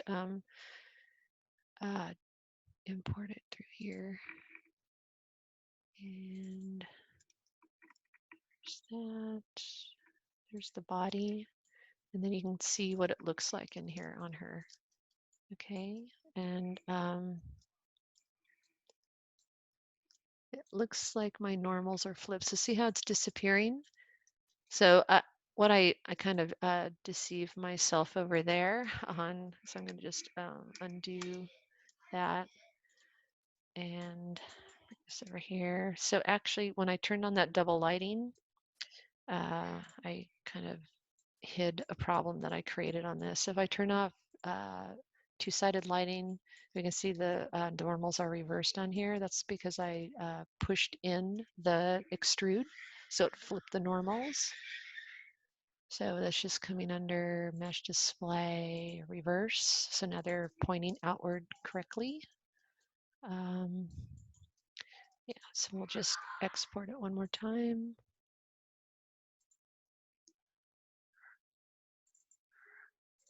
Right over that. And then import it in there. So that looks correct now. Okay. And then so that's good. So it didn't seal it up there. I do have a gap right there. So now I can start using something like the move tool and just push these guys together. I'll probably have to mask off one side and then pull the other one over. So I would do something like I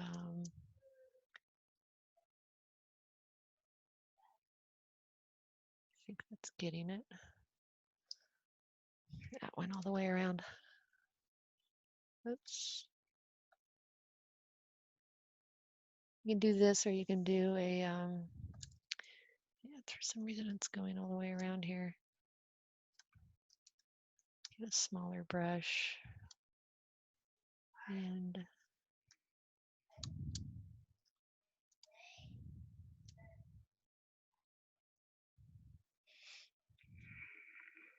I think there's another brush that will actually pull things together here. I would just try to play around with that. Like a pinch brush or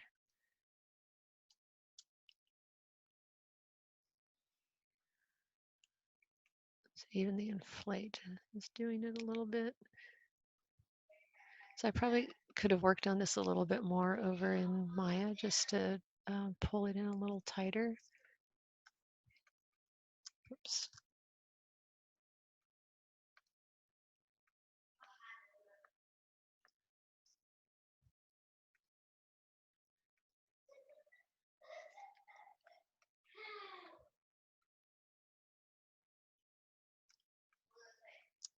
Yeah, so when you hit it with the, when I go to soften it like that, it sort of pulls it back out. So I'd probably take a little bit more time over in Maya and try to pull these in a little bit closer, just so I don't have like an uneven piece here. And if I look at this, it's pretty clean. It looks like this is metal, so I'd want it to look like metal and not start looking like cloth and organic. So I would just spend a little bit more time over here getting these a little bit closer together, but not touching. Otherwise, they're going to seal together over here. Okay, but that's sort of what you do. It's kind of piece by piece. And then it's the same approach here. Once you've got it to where you want it and it's shaped and everything, you can come over and do the Z plugin, subtool master, mirror, and then merge it to the same one so you can do any type of symmetry on there. So if I start, there it goes. All right, so now I've got symmetry that's working on both sides. Okay. And then just a note about starting with the hair. So your character is going to be subdivided probably around 3 or so. When you start working with hair, it likes to be on the lowest subdivision level. So you can either take your subdivision level all the way down, or you can go back to the initial sphere. That's the eyes. There it is. So you can like duplicate one of these here, and I think I duplicated the wrong ones here. Duplicated the eyeballs. Okay, so there's that. Duplicate it, and then use this base one right here to create sort of a dummy skull cap right here that is sort of going to be the base of the, hey bud, go downstairs. Sorry about that. Fits in as kind of the base of the hair like this. And this character doesn't need too much adjustment on it, but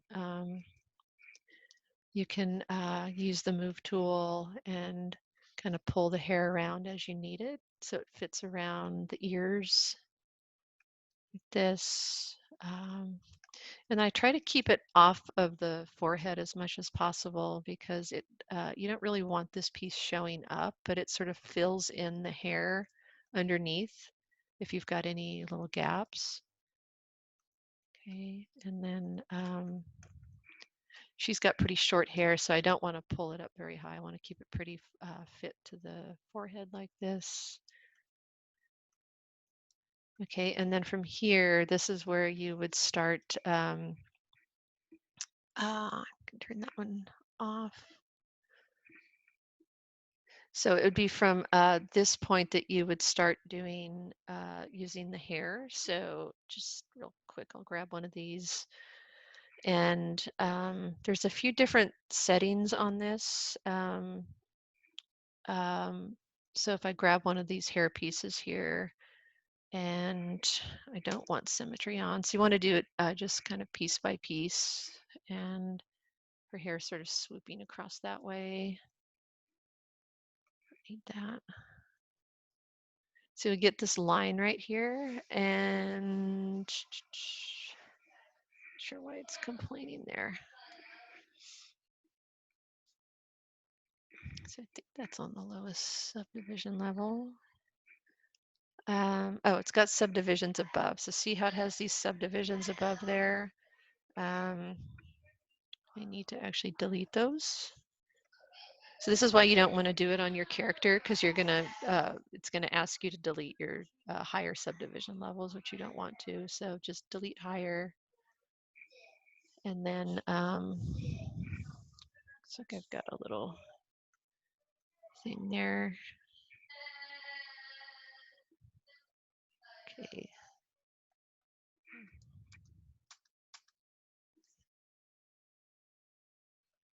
Delete higher.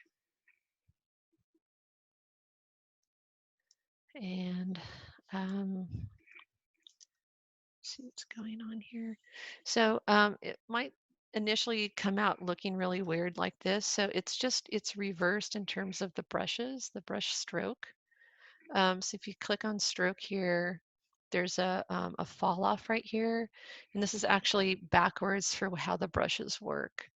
So this is the base of the hair is on this side on the left, and then this is the tip of the hair, like that. See if I can move that over. So I'll usually set all this stuff up first here. And if you take it all the way down here, you might have it sort of fall apart at the very tip. So I usually let it be a little chunky at the end like this. And then if you want it to do some other things like get thinner or thicker at the base, you can do that and set it up. And I think my brush is probably just too big. So the size of your brush is going to determine the kind of chunkiness and size of the brush pieces. So there's one right there. And then you can grab these pieces and sort of straighten them out like that. You can curve them around. And then there's some other techniques that you can do. So usually you have to kind of just play around with some of this stuff here, and see, I can sort of move it a little bit right here as well and start shaping it. Okay, so I usually try to use this curve here to get my initial shape here. Some of the other settings on these brushes is, let's see, where is it? It's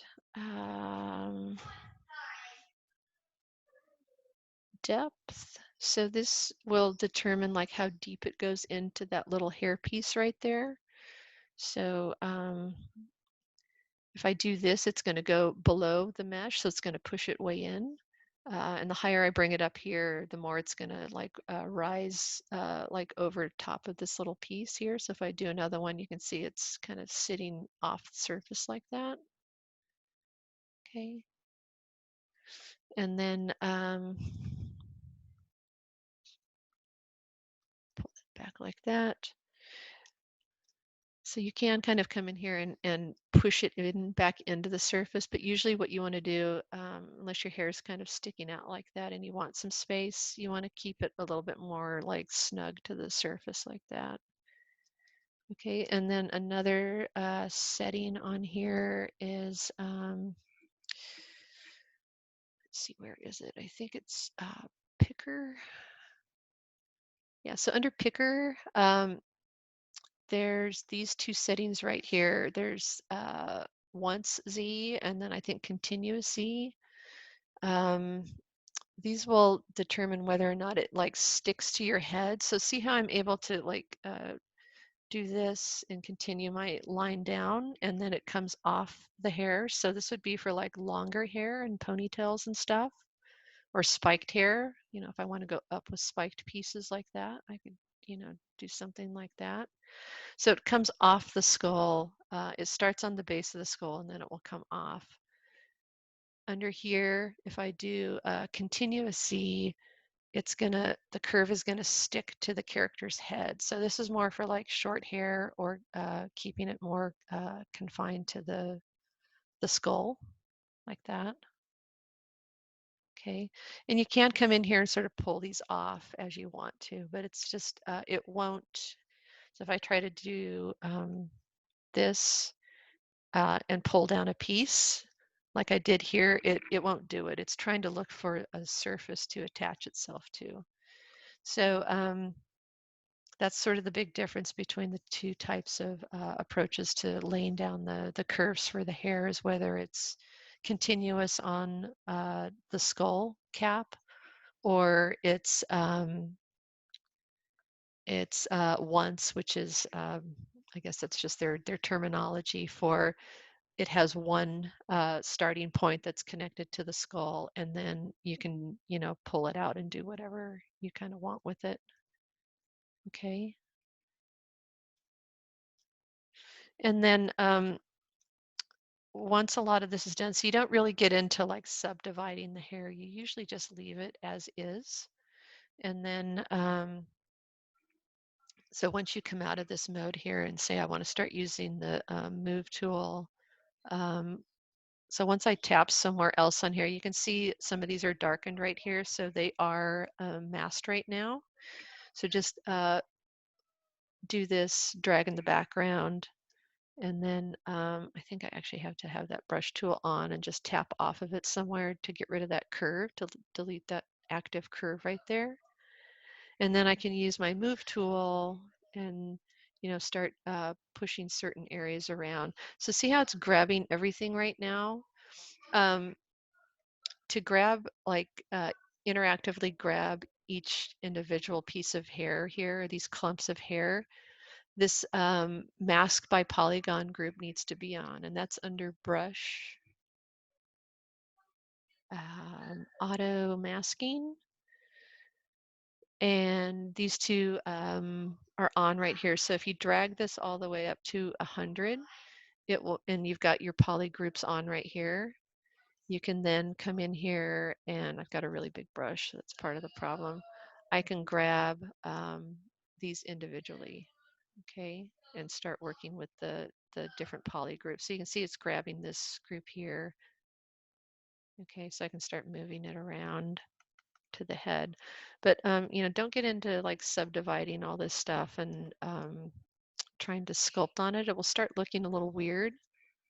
If you want to see it look a little smoother, you can do like dynamic subdivisions, and that'll just kind of clean it up. But it's not actually subdividing. It's kind of like the equivalent of hitting 3 over in Maya. So it's not really subdividing the mesh.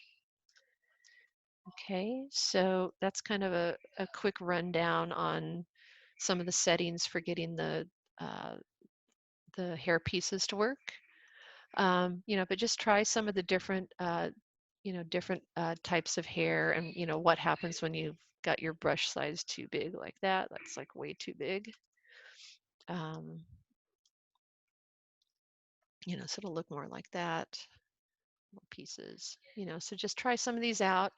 This make on hair tends to be a little chunkier looking, so it doesn't have like a lot of fine pieces in it. That other one I gave you has finer pieces to it that you can actually go in and separate them individually and start pulling different strands out if you want to do that. Once you go into the polyframe mode, you can actually start separating the individual hairs. And there is a video on that that I'm giving you guys if you want more of that look. That was in my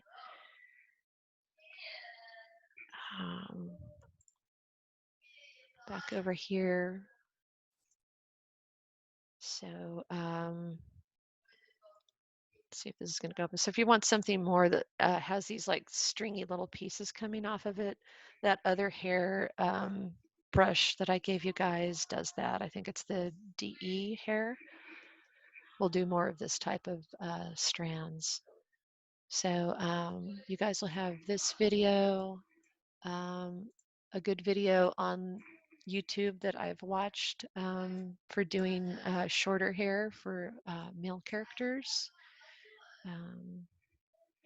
Close that down. Oops, need to do that. There we go.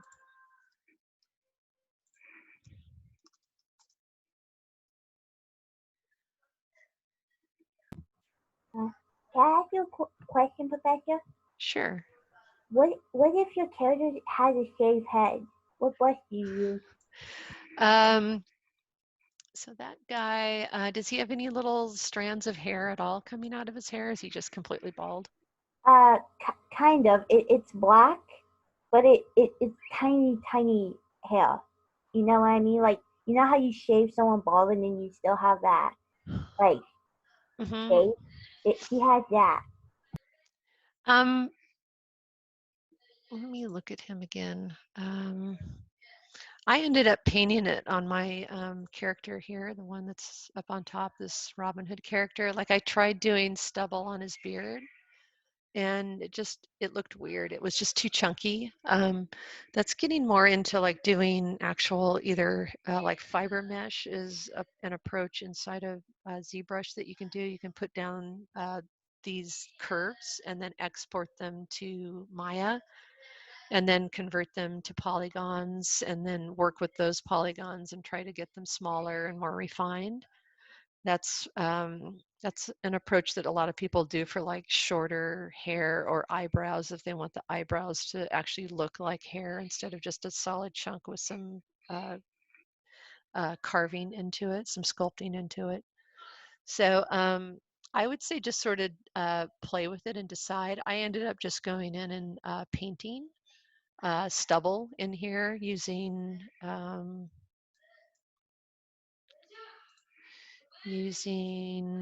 like a paintbrush, and then I used an alpha. I think it was this one right here I used. So it looked more like strands of hair. And then I kind of switched it up and used something like this to kind of add some different variation to it. And I just, you can also do a color spray out here so it will sort of randomize the intensity of it. So it will look more less consistent. You won't see so many patterns if you do this, if you spray it. And then, I just went around and used my brush and kind of painted around his face here. So you can try that to just create the stubble on him and just paint it on. Unless you want to get into, doing fiber mesh, which I haven't really even played with yet. I haven't done that. I'm doing more of these kind of stylized hairs. But But yeah, I would say just try painting it in. And then if you want to come in here and use, I don't think the make on here is going to work because it's really chunky, but that other one, I'm not sure if I even have it in here. You could try that other one that's got the finer one and just put like individual strands. See if I can do something here. If you have just individual little strands and then, oops. Yeah, this is just way too big. You can, have them kind of poking out in different places. But this one is not going to work. It's just too chunky.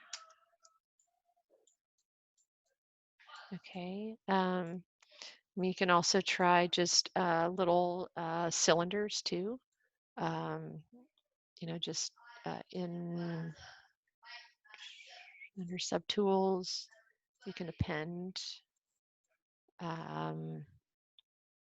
like a cube or something or a cylinder, and then just scale those and uh, you know use the move tool to kind of push them around. You can use the inflate and hold alt down and it will deflate and try to create like little points like this and then sort of place those around.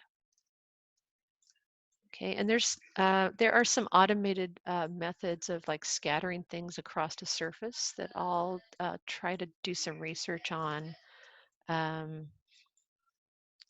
where you can kind of not have to do it by hand.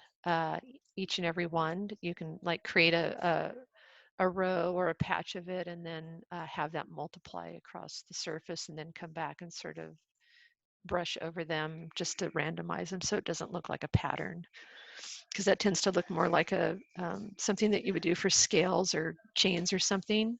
It'll look very pattern-like and repetitive. So I hope that kind of answers your question, Jordan. Yes.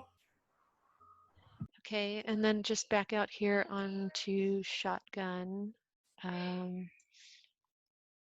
So Jordan, this is looking good here. Yes, you've got some areas where it's standing out right here. That looks good.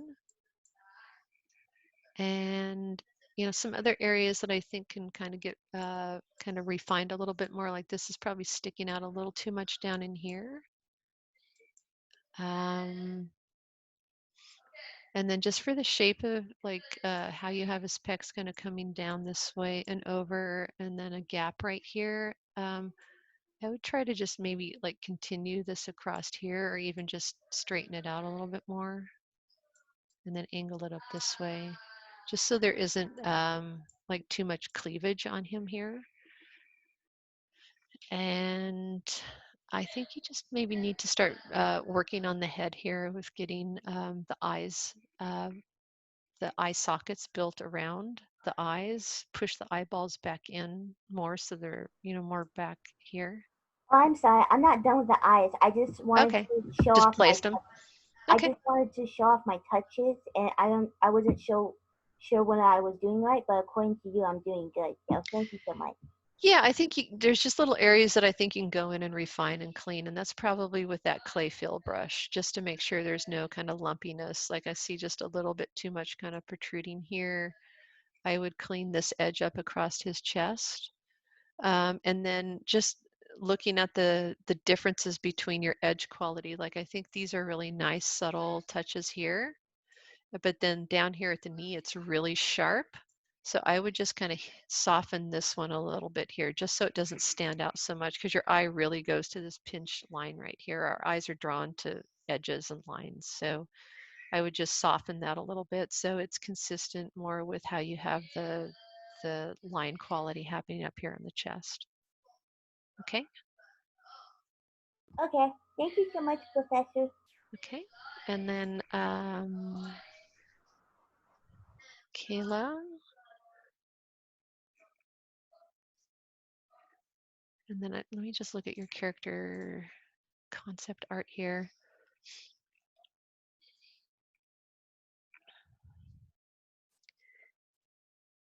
Yeah, so with him, yeah, he's got a lot of like hard edges and soft edges sort of meeting up. So he's kind of tricky. Yeah, I think you're getting a lot of the arm detail and stuff in here, right? Have you merged the or Dynamesh the hands yet? I don't know if you're on chat or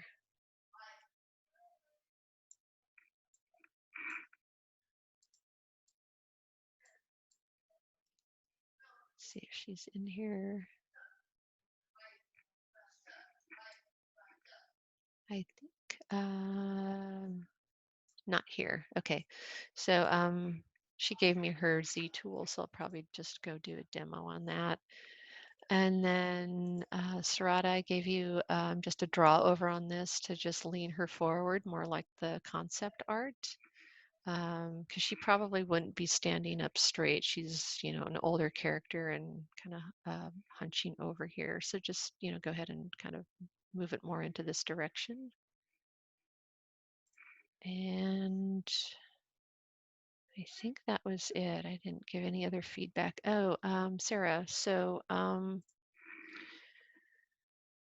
yeah, you're making good progress here. I would just say like little areas like this on female characters, just be aware of that, you know, this kind of becomes a little unflattering on characters, especially when on female characters when they get lit.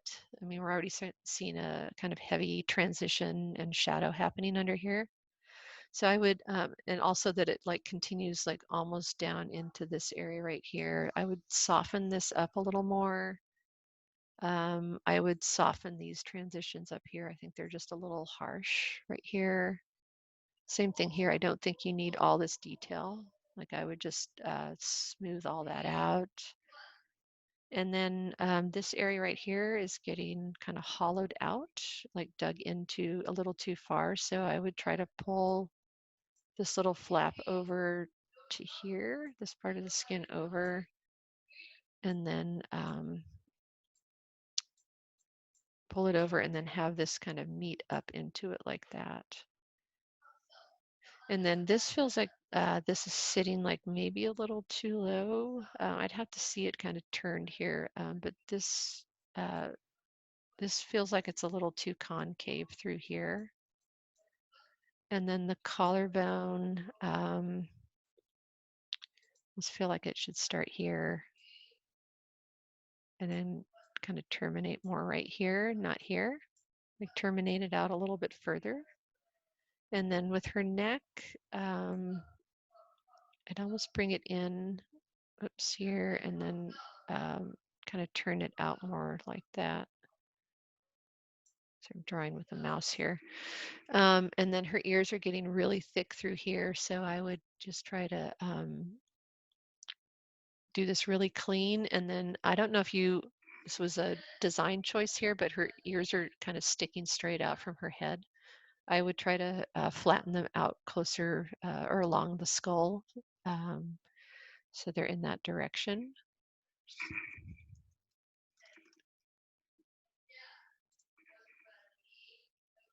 Okay, and her pupils could probably get a little bit bigger, or the irises.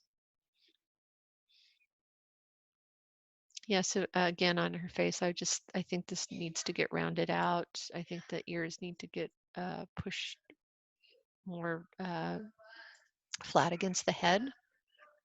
And then her neck would be coming up more like this. Oops, like that. And then same thing here, like probably a little thicker right there. And then this, I know she's got pretty big calf muscles, but just try to,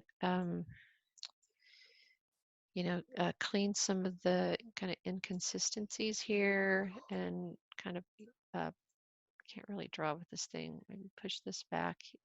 It's too far. I'll probably have to do a draw over in Photoshop and take a screenshot. You know, something more like that. A little more of a transition here in the back of the leg. And then, you know, try to get more of a instead of everything kind of being round, I would try to push sort of an apex right here where it comes out, since she's got these big calf muscles.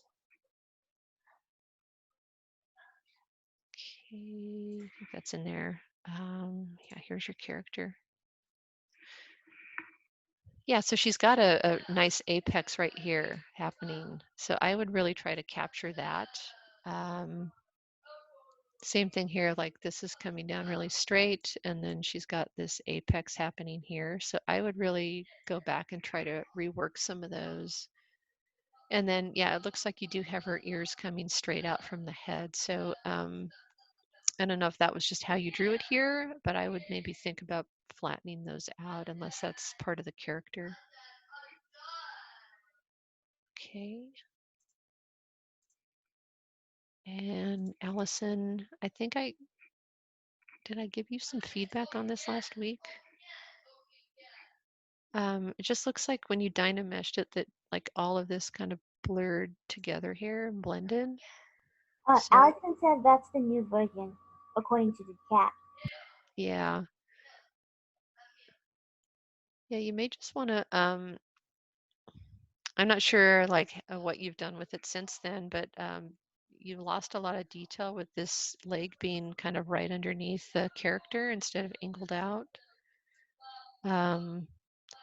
So you're probably going to have to just spend some time going in here and just getting that definition back.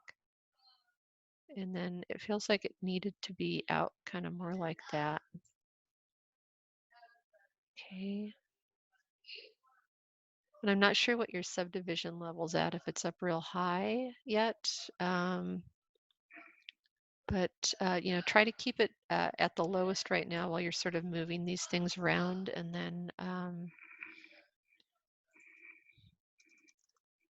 then subdivide back up again, and then start adding your detail. It's just a lot easier to, you know, get some of the bigger moves in when it's at the low subdivision level. Yeah, so like this all merged with the body right here. You know, especially right through here. This isn't so bad right here, but right here, it's actually separate from the body up till like right about here. These should feel like a separate piece. Okay. So you may want to think about, actually, I think it's even like up to here. You may want to think about going back to your block out and moving the legs, angling them further away from the body, and then redoing this. If you haven't already started like sculpting on it, I would just go back, because this is going to be a lot of work for you to try to separate this. And if you're just sculpting it in, it's, you know, it's not a character that would ever work in production for like running. Like this character couldn't run because the legs are merged with the body. So you probably want to try to fix that before you move forward with it. Okay, it's probably like all the way through here.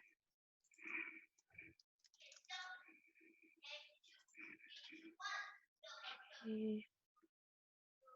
Is there anybody else that I missed?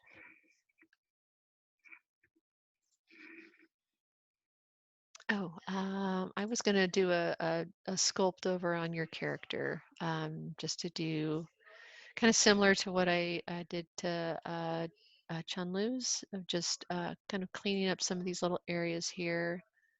This is always a real tricky area where the arm comes into the armpit and transitions into the rib cage and breast muscles. So you can either look at that, or I could, you know, try bringing this in. It doesn't need a lot of work. I would just say a few little areas that I would just sort of shift around.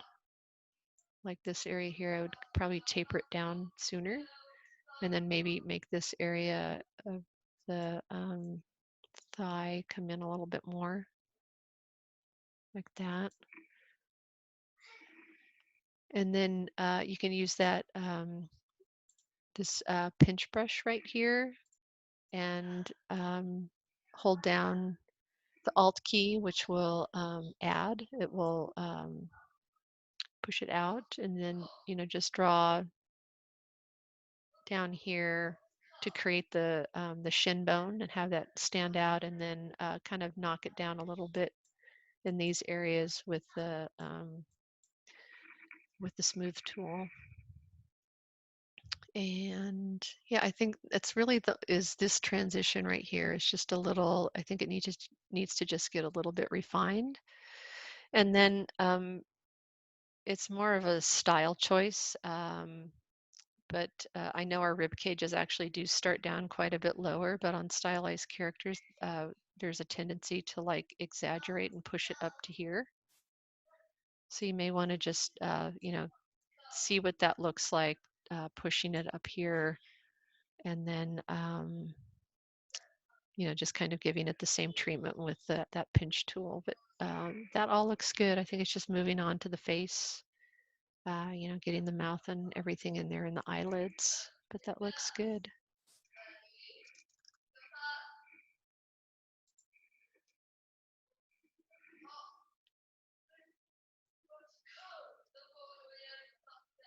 How do you unmirror the legs to move them? I would just go back to your previous version before you did the Dynamesh on it, and move the legs and then Dynamesh again. Allison. Okay. And no, I had given you some notes on your character here to just, he looks like he has a really wide stance, but I think he's just, that's his knee sort of popping out here. And his legs, I think, are pretty tiny down here. They're not this big because they're fitting down into this narrow boot here that has a big flap around it. So I would just try to narrow it down, bring the hips in more. And then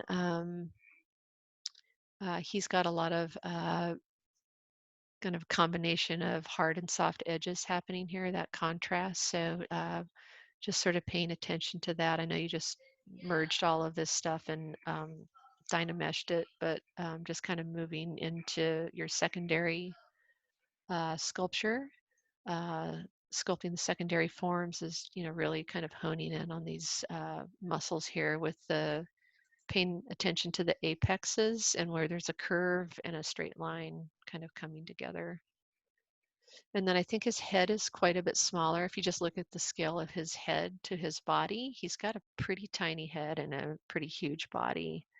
So I think you have the scale of the body right. I think the head just needs to come down quite a bit. Like even what I drew right here, I think is too big.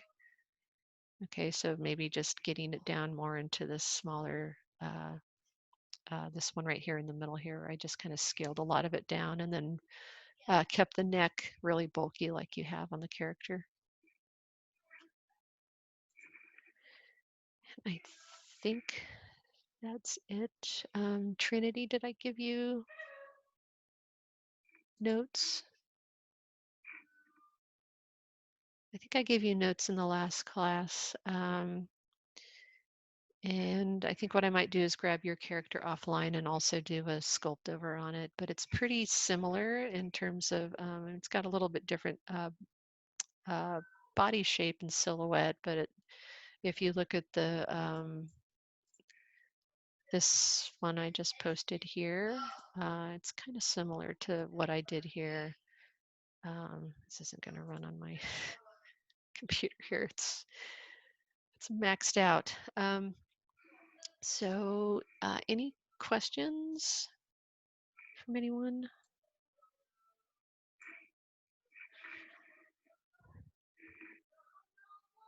Do you guys feel like, okay, go ahead. No, I was gonna say, I think we're good.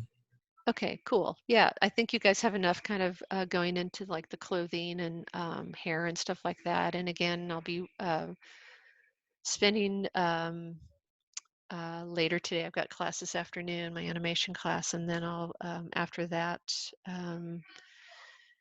my son's got some more schoolwork, and then after that, I'll probably get back on here and start uploading those videos for you that that go over the hair.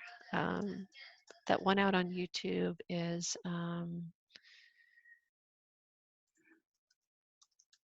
Stylized ZBrush hair tutorial. This one right here. So this one's actually using those Macon hairs, the one that I was just demoing.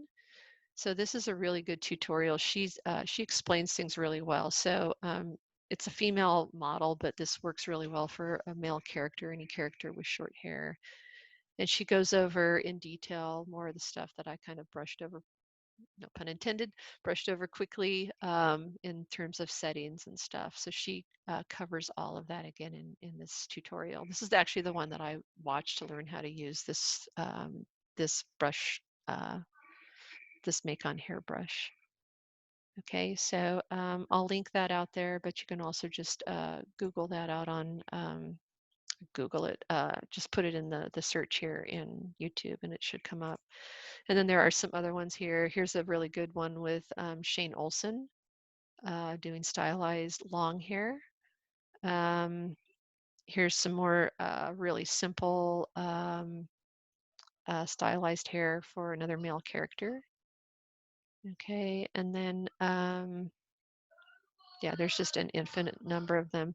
So this is the tutorials that I'll give you here for the longer hair, how to go about that. This is a little bit more involved here with getting all the strands working. Okay, but there's just like an infinite number of, you know, ZBrush stylized hair tutorials out here that you guys can kind of reference for the different hair types you have on your characters. Okay, is everybody good? Are you still gonna post this video on titanium Which one? for today?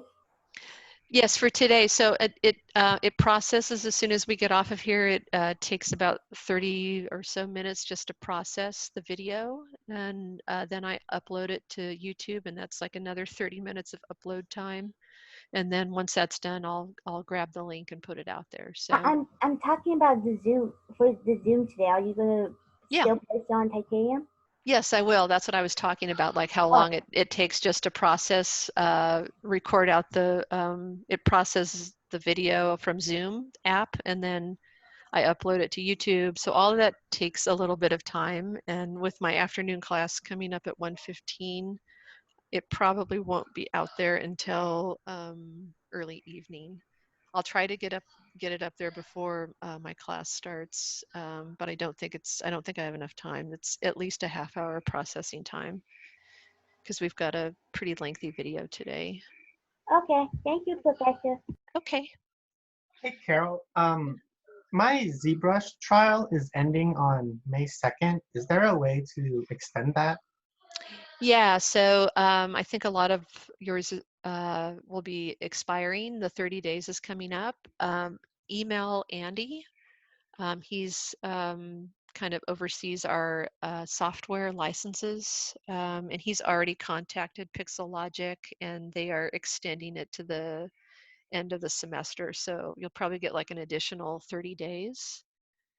And then they basically said, you know, however long you need it, because we've paid for licenses, they're not being used right now. So yeah, just email him, tell him what's going on, that it's expiring, and then I'm not sure how that will. His email is fedek@fullerton.edu. So it's just down there in the chat window if you want to copy and paste that. He's kind of anticipating, because he's using it too in his class. So I think we're all coming up on the home licenses expiring. So he should have a plan in place already on how to extend those. All right. So everybody have a good rest of the week and weekend, and you know, keep posting stuff for feedback, and I'll see you guys on Monday. Okay, bye, Professor. Thank you. Goodbye. Goodbye. Bye. Bye.